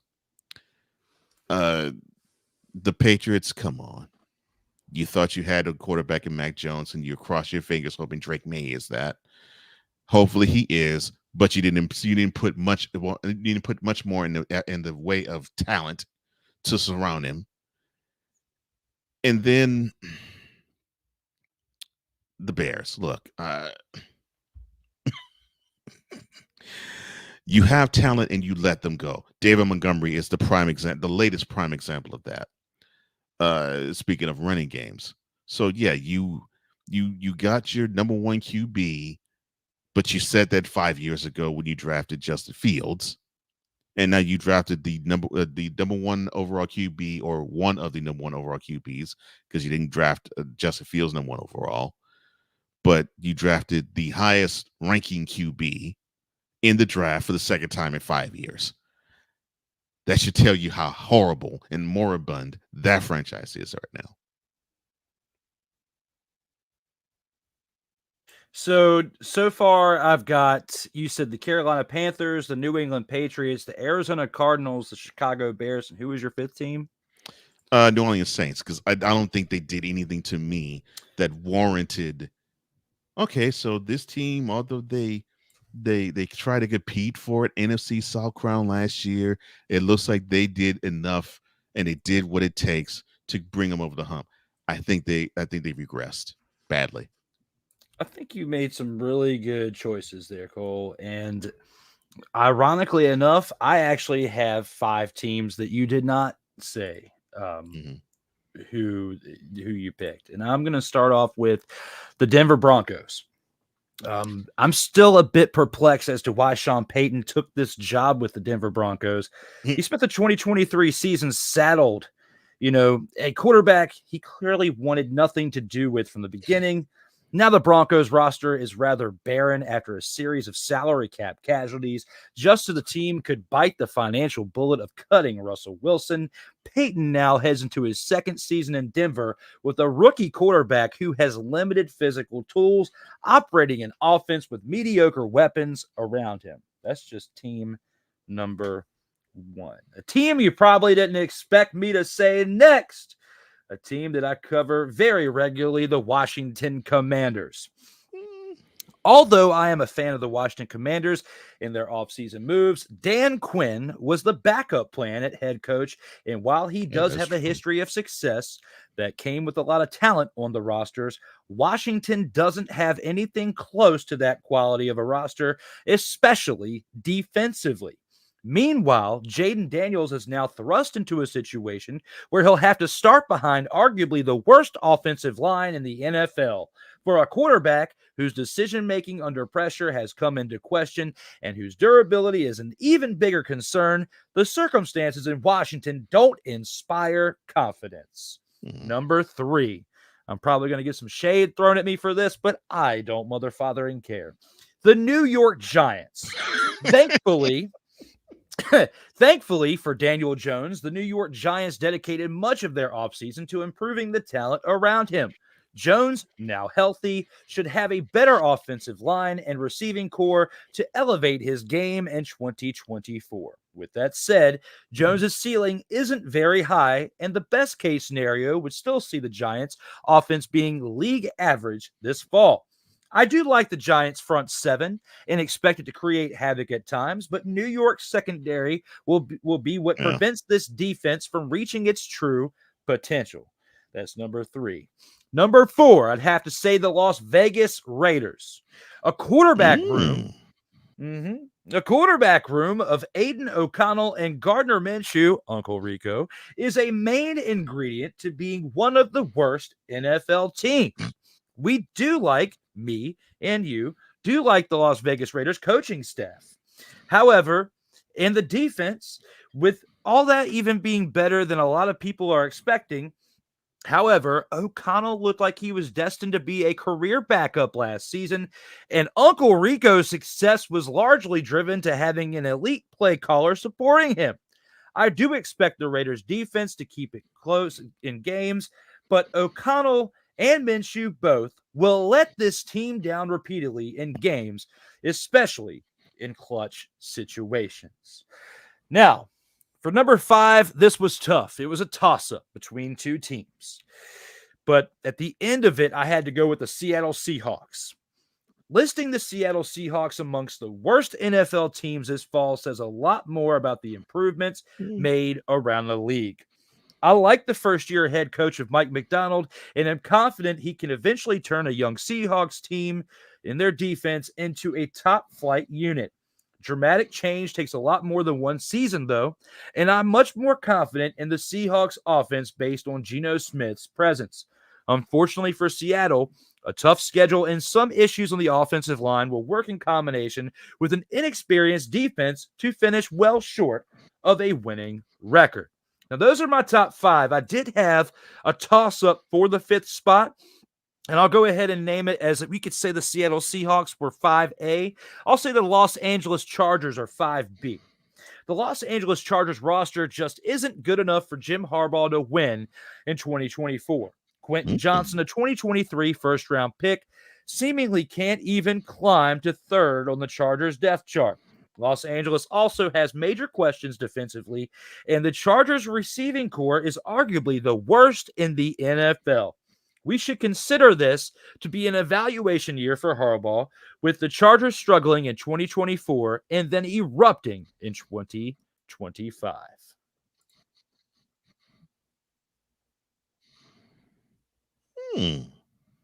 Okay. Well, I can't argue with any of those choices either. I get why you. I get why you choose. I get why you chose the Giants. I get why you chose the Commanders. And the reason why I didn't choose either one is I think we're going to probably see some. I won't say a lot, but I think you'll see some improvement, and I think you'll see a little bit more positivity infused into the team. Both of them. Now, do I think that they're going to be playoff contenders? No, neither one of them. They still have a lot of growth. But yeah, those two are really good choices. I was hemming and hawing over the Seahawks, but I liked how they looked at the end of last season enough to where I think that I wouldn't say they have no chance. I would say they have a slight chance, but it would be not unlike 2022 and 2023, where they had slight chances, and in 2022 they made the playoffs. In 2023, they barely missed it. I think you'll probably see similar this year with them. The Broncos and the Raiders. All right. I think the Raiders will be buoyed by Antonio Pierce. I think they will play over their heads even more so this year than they did the second half of last year. But I agree with why you say they are not going to have a chance. I do agree with you that offense, how can you trust it with the QBs they have? And yes, I'm not throwing shade at Gardner Minshew, but that's just the facts. What helps them out is they have a running game that I think can really cover up the multitude of sins, so to speak. And if that offensive line can protect them enough, they still have Devontae Adams as a wide receiver. The Broncos. The only thing I have to say about them is Sean Payton. And I 100% agree with you just on that name alone. And yeah, they traded a lot to get Russell Wilson, and then they only used him for a year, or I shouldn't say a year. They used him for most of a year.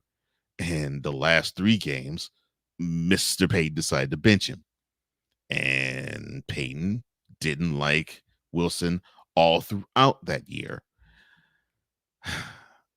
Yeah, I that would be a team that I don't think will have a chance either, but I try not to count a Sean Payton team out, because somehow he has some way to motivate the team to actually pull wins out of the behinds in a way that you just won't ever expect. Because I didn't think they was going to be in playoff contention when they actually played the Texans in Houston. I was shocked. They got to that degree of competitiveness. So that's the only reason why I didn't put the Broncos there. Surprised you put the Chargers. I was more surprised with the Chargers than the Commanders. I get why you say that, and I guess it depends on the health of Justin Herbert. I like him. Now, I would like better if they have a running game to match him. And I would also like it if the defense wakes up, especially their pass rush, because there's no excuse. You got Khalil Mack and you got Joey Bosa on the team. How could you not have a pass rush with those two on your defensive line? So yeah, I get why you say that. By the way, you have oh good Lord, blanking on the last name. Let's say Jones, Derwin Jones, as a secondary member, as a safety, one of the best in the league if he can stay on the field.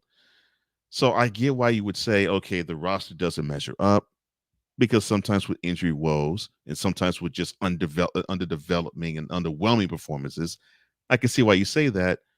And this is Jim Harbaugh's first year with the Chargers, so I understand that. But yeah, the only surprise for you was the Chargers. Doesn't surprise me that you picked the Commanders.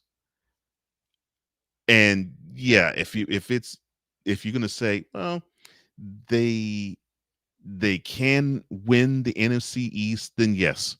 The answer to that question is no. And you're right. If that is the no chance, you're correct. You're absolutely correct. Well, I appreciate the follow up with that. Like I said, the Chargers are more like 5B. If they were like on the cusp, like they didn't quite make it, I had to put the Seahawks over the Chargers, but it was close. And it's basically based on what Harbaugh inherited. And in my opinion, they didn't do enough within the draft and with offseason moves to elevate them outside of that top 5 for me to say are arguably not going to make a run this year. 2025. He didn't. 2025 is going to be the special year. Yeah, absolutely. Yeah. 2025 is going to be the year we see some special moves. If we do see something this year from them, it's going to be like some flashes in the pan. It's not going to be consistent, and it's not going to be well enough for them to actually do some damage throughout the end of the year into the playoffs. So that's what basically justifiably makes my list the way it is. You had a great list too. And, I was like, man, one of these two Cole's going to pick, and I'm going to be like, I'm going to have a top 3 list. But no, luckily I guessed right. I was thinking some of those teams you were picking, I was like, he's going to pick this and this and this. And it, especially with the Panthers and the Bears and stuff, I'm like, yeah, he's going to be picking these, which a lot of those are kind of gimme ones. I was trying to throw some ones out there to complement with what you were saying as to make other people think. And I think that based on this topic alone, both of us did our due diligence with that. And I'm very, very happy to see what we were able to pull off with that. Hey, who's giving them the business? So with that being said, it is now time to take it to my favorite part of the week, the snowflake of the week.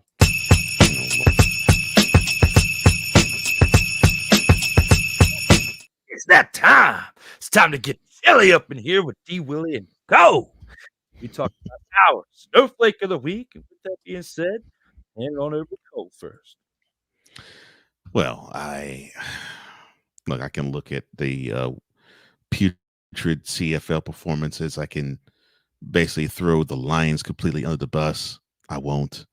The Argonauts, they disappointed, but I won't touch them. The Blue Bombers, I'm not going to hate on them all the way. To me, that's an offensive issue for the week. I mean, if nothing else, I probably would have come close to saying Vernon Adams Jr., but nah. Almost came close to actually pulling Bethel Thompson, but I'm not gonna steal that thunder. And if that's something that someone that Drew wants to award it, he's free to give it to him. He's not going to be that guy for me this week. No, it's going to be Aaron Rodgers.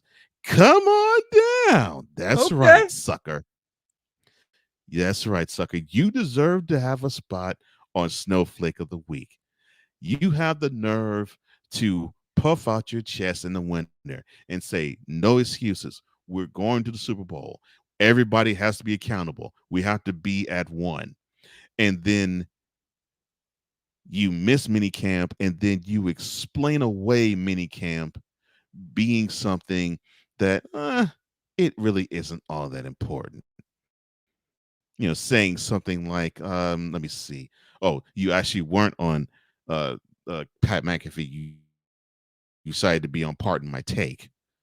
But you said, quote, they can arbitrarily put a tag on whatever week of OTAs they want and say, this is the minicamp week, which makes it somehow more mandatory than the other weeks. But it was an OTA schedule. That's how words can be a little deceiving from time to time. They can make a story out of the fact that I missed minicamp, but it really was 2 OTA days. But I came to the first 10. Close quote.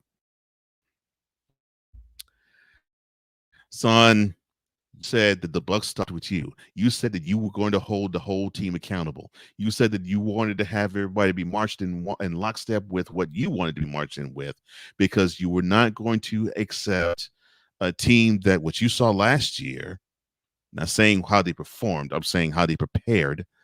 You wanted to have an effort that was stepped up from last year to this. And you, as the leader, decided to say, oh, you know what?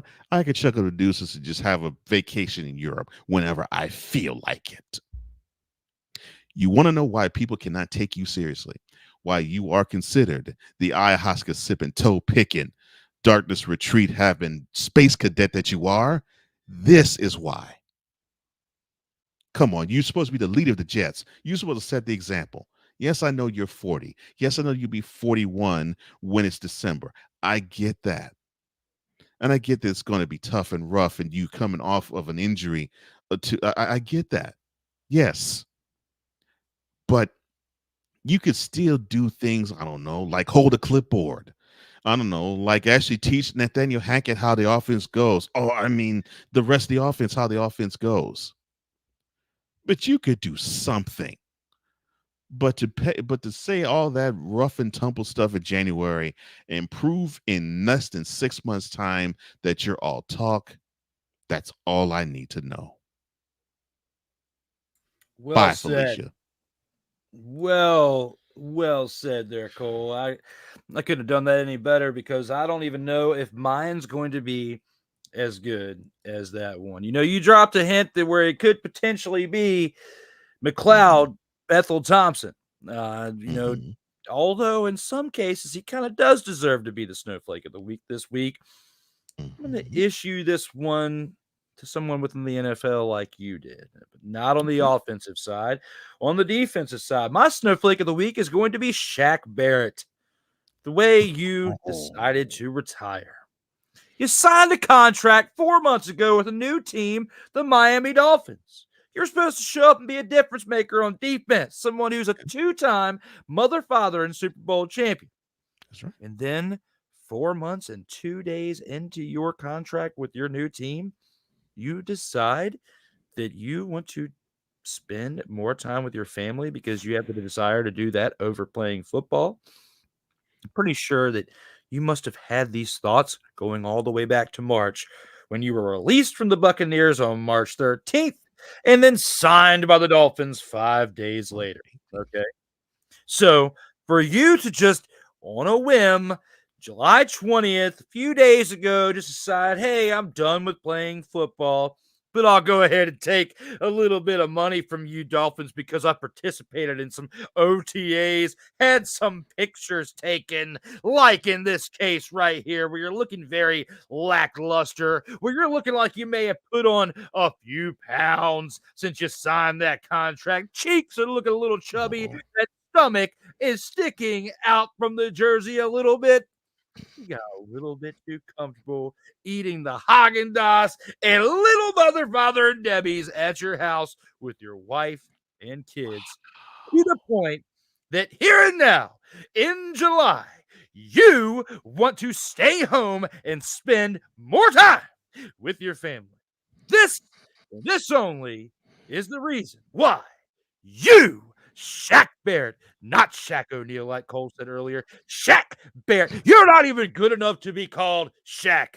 We're just going to call you Shaquille Barrett here because you are my choice for episode 47's Snowflake of the Week. So he went and picked Barrett. Okay, I didn't think you were going to do that. I didn't think he was going to double back, and I thought he was a contender. But I didn't know you was going to go back and pick him. Okay. That was a pretty good one, too.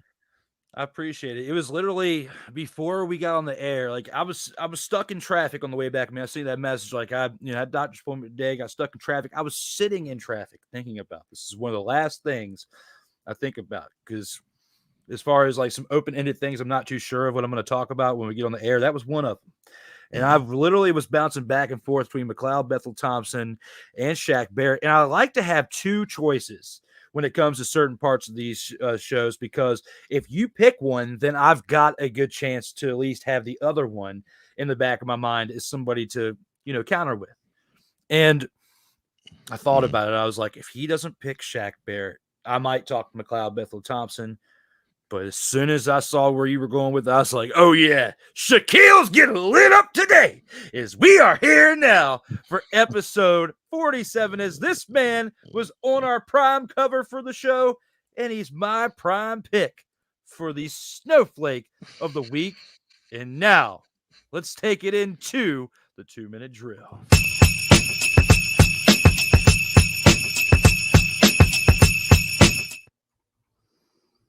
Total football talk.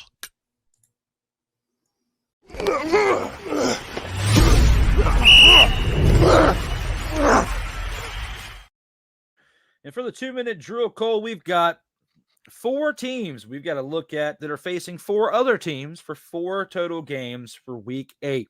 Now, and deservingly so, based on what happened to them last week, the BC Lions are on bye this week. They are 5-2 coming into this bye week. A good time of the year, especially with how they lost this past weekend, for them to actually have a break, and deservingly so. And hopefully they bounce back when they come back in week 9. But this Thursday night, we have a matchup at 7:30 p.m. Eastern time as the Saskatchewan Roughriders travel to Montreal to take on the Alouettes. Both teams are at the top of the league, 5-1 for both teams' records. This could arguably be the game of the week before it even starts. We'll see how it gets to that point by the end of this week when we get to episode 48 next week. But right now on paper, it looks like it could be the game of the week. What are your thoughts going into this game as Saskatchewan takes on Montreal in Montreal? I'm looking at the Rough Riders having the ability to curtail the passing game because I don't think they have to worry too much about the running game with them. And that if you can help the defense like that out, their chances are great to walk out of Montreal with a W. But of course, Alouettes had a bye after they had to sit with the home L they took before the bye. And although I love the Rough Riders, I think they're going to come up just a little bit short against the Alouettes. Okay. Based on the fact that the Alouettes are coming back from a bye week this week, as they had a break, we've seen it work in the favor of some, and we've seen it not work in the favor. I'm going to go on a whim, and I'm probably going to be wrong because I really like your choice, but just so we're not going with the same side on everything, I'm going to go on a whim and say Saskatchewan barely takes this road victory and beats the Alouettes in Montreal. It's going to be a 3 to 7 point deficit. It's not going to be anything bigger than that, but it's going to be close. And I think the bye week may have hurt the Alouettes in this case, going against a team not necessarily as equal as them, because I think Montreal has a better team overall. I just think that potentially the bye week could have slowed this team down enough to where Saskatchewan can take the edge right now. We could see a difference by the time playoffs gets here, but right here in this moment, I think the Rough Riders take this game. Hey, who's giving them the business? Moving on to game 2 on Friday, we have the Calgary Stampeders coming off of a hot win, who are 3-3, traveling to Ottawa to take on the 4-2 Ottawa Redblacks. This Friday, the 26th at 7:30 p.m. Eastern Time. I think the Stampeders remain hot, or will they be cooled off a little bit by an equally as hot Redblacks team? I think this is actually a good game for the Stampeders to play. And the reason why I say that, the Redblacks, even though, yes, they're winning, they just simply aren't impressing. They're not impressing me. And I love seeing what the passing game of the Stampeders unearthed. I'm actually leaning toward the Stampeders actually coming with a W in Ottawa. And I like that too. That's actually what my thought process was. The Stampeders would improve to 4-3. The Redblacks would fall to 4-3. But I really like that choice right there, which is why I chose what I did with the previous game, because I had a feeling we might be both going in this direction. I'm going to have to agree with Cole here and say this could be a really good game of the week that we could see throughout these 4 games. Hey, who's giving them the business? To our third game here, I got to say on Saturday, the 2-5 Winnipeg Blue Bombers travel to Toronto to take on the 3-3 Toronto Argonauts. This Saturday, the 27th at 7:00 p.m. Eastern Time. Do you think the Blue Bombers can bounce back after a tough loss this past weekend to knock the Argonauts below 500? Or will the Argonauts get the victory and go above 500 in this week's matchup? You almost have to ask the question, will the real Toronto Argonauts please stand up? Which team is going to show up? For the Blue Bombers, man. So Toronto got embarrassed this past week by Hamilton in Hamilton. And I think that they're going to come back home. They're going to lick their wounds. And I think this is not the perfect time for the Blue Bombers to actually face the Argonauts. I think they have the ability to beat them, even though this is a road game for the Blue Bombers. I don't think they will have enough. I think this is going to be a game the Argonauts get. With this game right here, this one was a little tough for me to pick at first, based on the Blue Bombers, with what they did the previous 2 weeks before this past weekend, and the Argonauts have been hot and cold all year long. I think based on what they were able to do to, keep it a 10-point game this past week against the Roughriders, I think the Blue Bombers have proven in the past few weeks, even though they did have a tough game this past week, that they're not as bad as what their record appears to be. They're chomping at the bit to improve. And I think going against a 500 team with a 3-3 record in the Toronto Argonauts, they have a really good chance at improving to 3-5 this weekend. I'm going to take the road team, the Winnipeg Blue Bombers, in this matchup and say if they win this game, it's going to be just like the first game we talked about, where I feel like it's going to be a 3 to 7 point deficit, not by much, but they're going to do enough, and primarily on special teams, which is what helped them out in the first 2 wins that they got the past couple weeks. I'm going to say that they do enough to just barely edge the Toronto Argonauts and get the win here on the road for a team that's been struggling this year, and they need some type of breath of fresh air put into their lungs. I'm going to go with them on this Saturday matchup. Hey, who's giving them the business?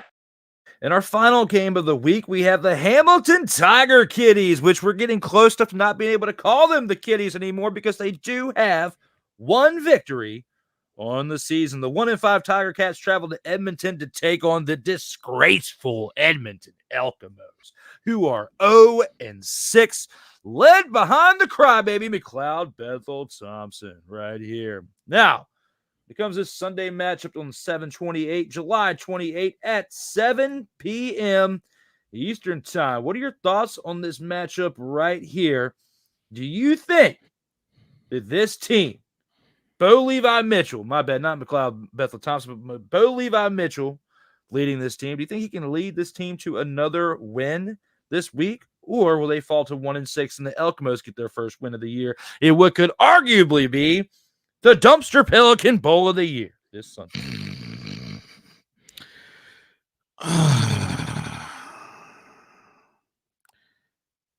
Can the Tiger Cats build on that momentum?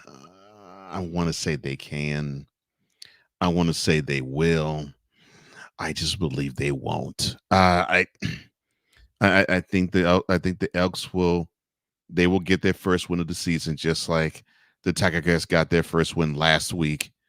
I think we will have our last CFL team notch their first victory in the season, and I think the Tiger Cats will go back to being Tiger Kitties. Very well said, and a lot more professional than what I'm about to say. Regardless of what you think and how you look at this game, which way, left or right you go, both of these teams absolutely suck. Yeah. There's going to be people in the stands calling their friends because they are so bored with conversations like this.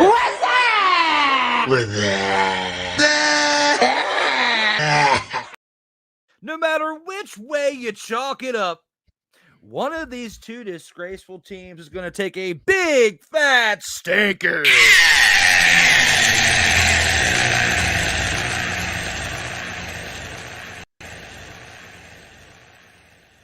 Took us about 2 hours, but we finally have an L. Oh, my brother, testify.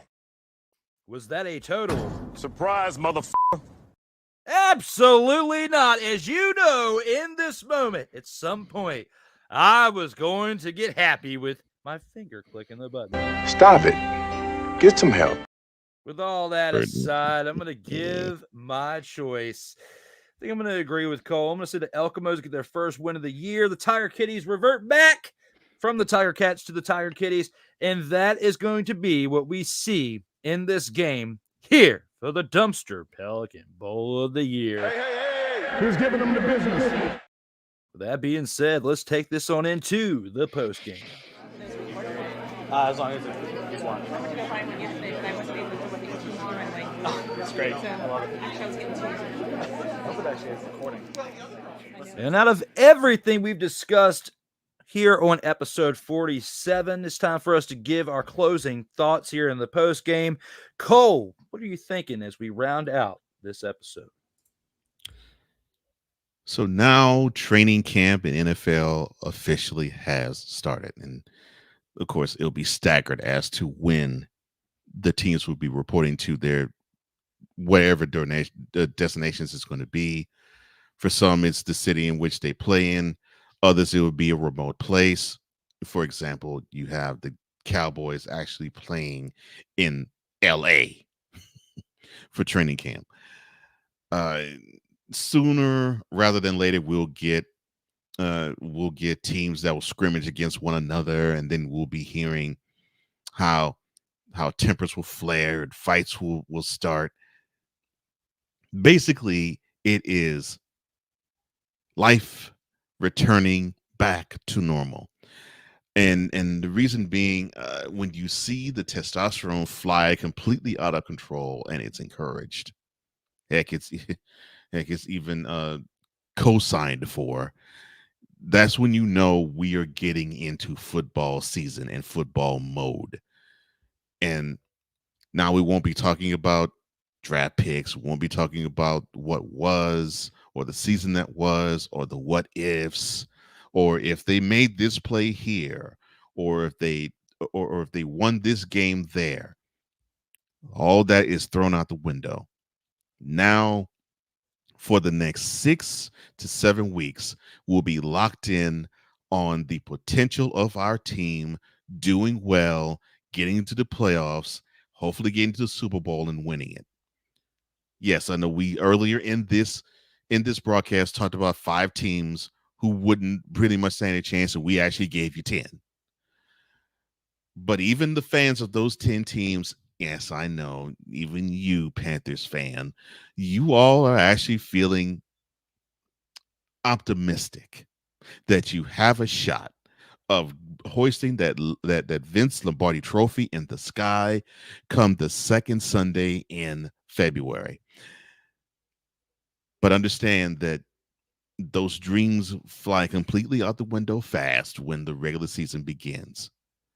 But for the few teams that actually can, and the few fan bases who can dream of that, be happy, be awash with it, be all in a glow. Know that you have a team that actually stands a chance of doing something that either they haven't done in a while, or if you're in Chiefs camp, that seemingly that you have done the last 2 years without blinking. But now you can actually feel as though you have a shot of doing something huge, big, and magnanimous in claiming your rightful spot as your team ascends to the throne. And then there's these fools. Yeah! Ain't nobody calling me, texting me, paging me. Ain't nobody care. Who cares? Ain't nobody care.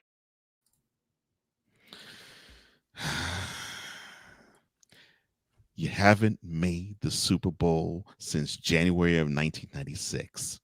If you were to make it to, you haven't even made to the NFC Championship game since January of 1996. If you were to make it in January, which is 6 months' time from now, it would be 29 years since you did it last. And guess what? And guess what? You'll be saying it for year number 30 come this time next July.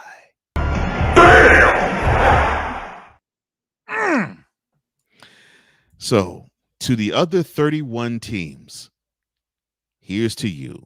And I hope that this training camp and this preseason brings you hope as you feel that hope springs eternal in the summer with your squad. But with the Cowboys, Now, that is absurd. in fact, I'll say it this way. The Cowboys will win the Super Bowl this year in New Orleans. Charlie.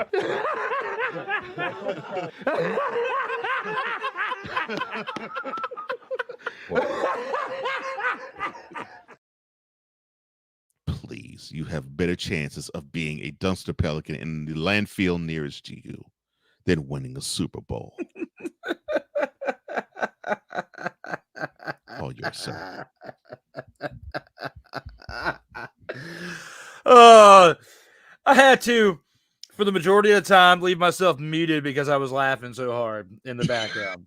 The shade thrown on the Cowboys was absolutely beautiful for me as a fan of a rival team, a man who covers a team who is a rival of them, and as someone who has watched the dismal but great fall of the Cowboys in the last 3 decades. Now, you can say whatever you want about the Commanders.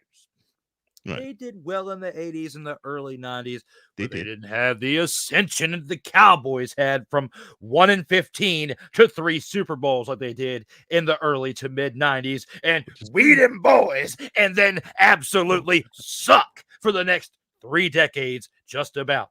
And it's arguably going to be 3 decades because year 29, they're going to suck too. Now, here we are for my post-game selections. Now, Cole did a great job with his thoughts and how he's closing this show out with talking about the Cowboys. You know, with my top 5 of teams that we discussed, I want to kind of reiterate a little bit more on the LA Chargers and just say, hey, I'm not throwing shade at all on this Chargers team. Justin Herbert is a good quarterback. I feel like Jim Harbaugh made a great choice in if he was going to leave Michigan and leave college. The Chargers were the team that he needed to go to, a team that he can shape up into a mold of a team that can be competitive out here, very similar to what he did with the 49ers when he was last in the NFL. I just don't want to put too much hype on this team for 2024 and get people too excited. And then all of a sudden you see a regression of their play midway to the end of the year. I think we're going to see them kind of struggle a little bit to start the year and work their way up towards the end of the year to where we can see an 8-9 team or a 9-8 team, maybe slightly better, but not enough to get to the playoffs and make any damage. Okay. I do see some of their wins that they're going to have are going to be devastating to other teams who are competing for a spot in the playoffs. They will make some noise there. They will be able to affect other teams who can make a run this year based on the way their schedule is laid out. Cole also brought up another great point. A week from Thursday, we have our first preseason game on August 1st. And one of those 2 teams playing is my man's team, the Houston Texans, that you can see on that August 1st matchup. And I'm looking forward to not next week, but the week after being able to recap how that game went, as well as a few others that went down in that week. So we shall see how things turn about for the game of football here within the coming weeks. We'll have some preseason action, but for those few weeks leading up to the regular season, now between now and that point and the start of the regular season, we still have legitimate regular season football going on in the world of CFL. We've got indoor football with arena football going on, although we don't really cover that here on Total Football Talk because we stay between 3 professional leagues. It's still something to watch. If you are a football fan, I encourage you, flip through your channels, go on the internet, find a way to see this type of football because it is a very, very, very exciting time to be a fan of professional football. Just like if you're a fan of professional wrestling, it's an exciting time to be a fan of that too. I've said it many times throughout the past several weeks and the past couple months, but when the UFL started back in April, we have had professional football every single week, and it continues from that point forward to the end of this year. Between UFL, CFL, and NFL, we have professional football each and every week. And for someone like myself, for my counterpart Cole Johnson, we are excited because we literally have legitimate football to talk about each and every week. Not just preseason, not just training camp, not just, flash in the pan news from the NFL or the UFL. We literally have had legitimate things to talk about each and every week to where a 2-hour show like this can still make it here to these streams onto your TV, your phone, your tablet, your computer, however you're watching this. I thank you on behalf of Cole, and we will give you extended thanks here in a minute. but a lot of that means a lot to us as to why this show has been here each and every week since it started 47 weeks ago. And we are almost at the point to where we can actually talk about our number one part of professional football, and that is the NFL. With that being said, I do have a couple things I want to review for you guys. Again, as always, because my man is humble about it, but I'll throw it out there for him. Make sure you tune in to the morning shift with Cole Johnson as BS3 presents that each and every Monday through Friday, 8 a.m. Eastern time. Fill your first hour of the morning with something great as you can watch it between Roku, BS3 Network, and on the YouTube channel at the BS3 Network presents the morning shift with Cole Johnson. You can also check out on Monday nights, and if you're listening to this on WQEE 99.1 FM or on Real Wise Radio, you can check out episode 116 of the In or Out Sports Debate. That show will be presented with Marcus Putz, who is one of my star pitchers from my semi-pro baseball team, the DC Cubs. He'll be making his debut on that show, as well as Sean Mears, returning Vault of Fame inductee, coming back for his second time. You can see on Sertoba Media, where the struggle is real, to be awesome. We've only got one more thing left to do there, Cole, and that is for you to send us home, brother.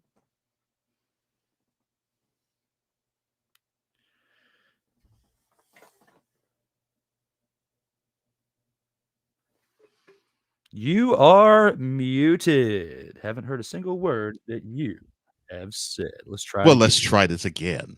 Well, that's why I was going. So that's why you was doing the Hogan. Gotcha. Yeah. Lord have mercy. If you want to reach my brother Drew, all you have to do is follow him on certain social media platforms. Go to work. _media on Instagram. Sertoba_media on X, and the Sertoba at TikTok, and of course Sertoba Media on YouTube. And if you want to reach yours truly, all you have to do is go on to flowcode.com/host/host Cole Johnson. That's flowcode.com/page/host Cole Johnson. Well, thank you for liking, thank you for sharing, thank you for subscribing, thank you for commenting. We love you, the TFT tribe. We love you out there as well. And thank you for hitting that notification bell so you can catch all content that emanates from the Sertoba Media YouTube channel and or the Comey Media YouTube channel.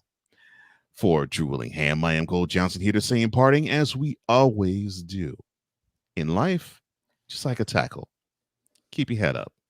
And always remember, you got to play until the whistle blows. And as always, stay safe out here in these streets.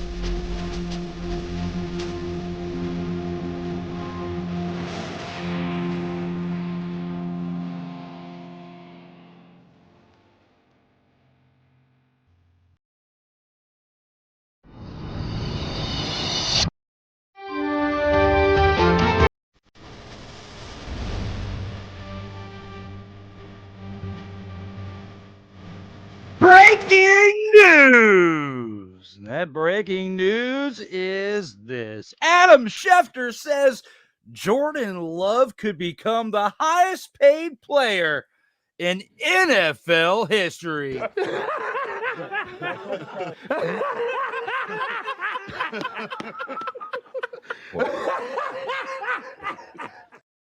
We'll talk about that next week. Everybody stay safe out here in these streets.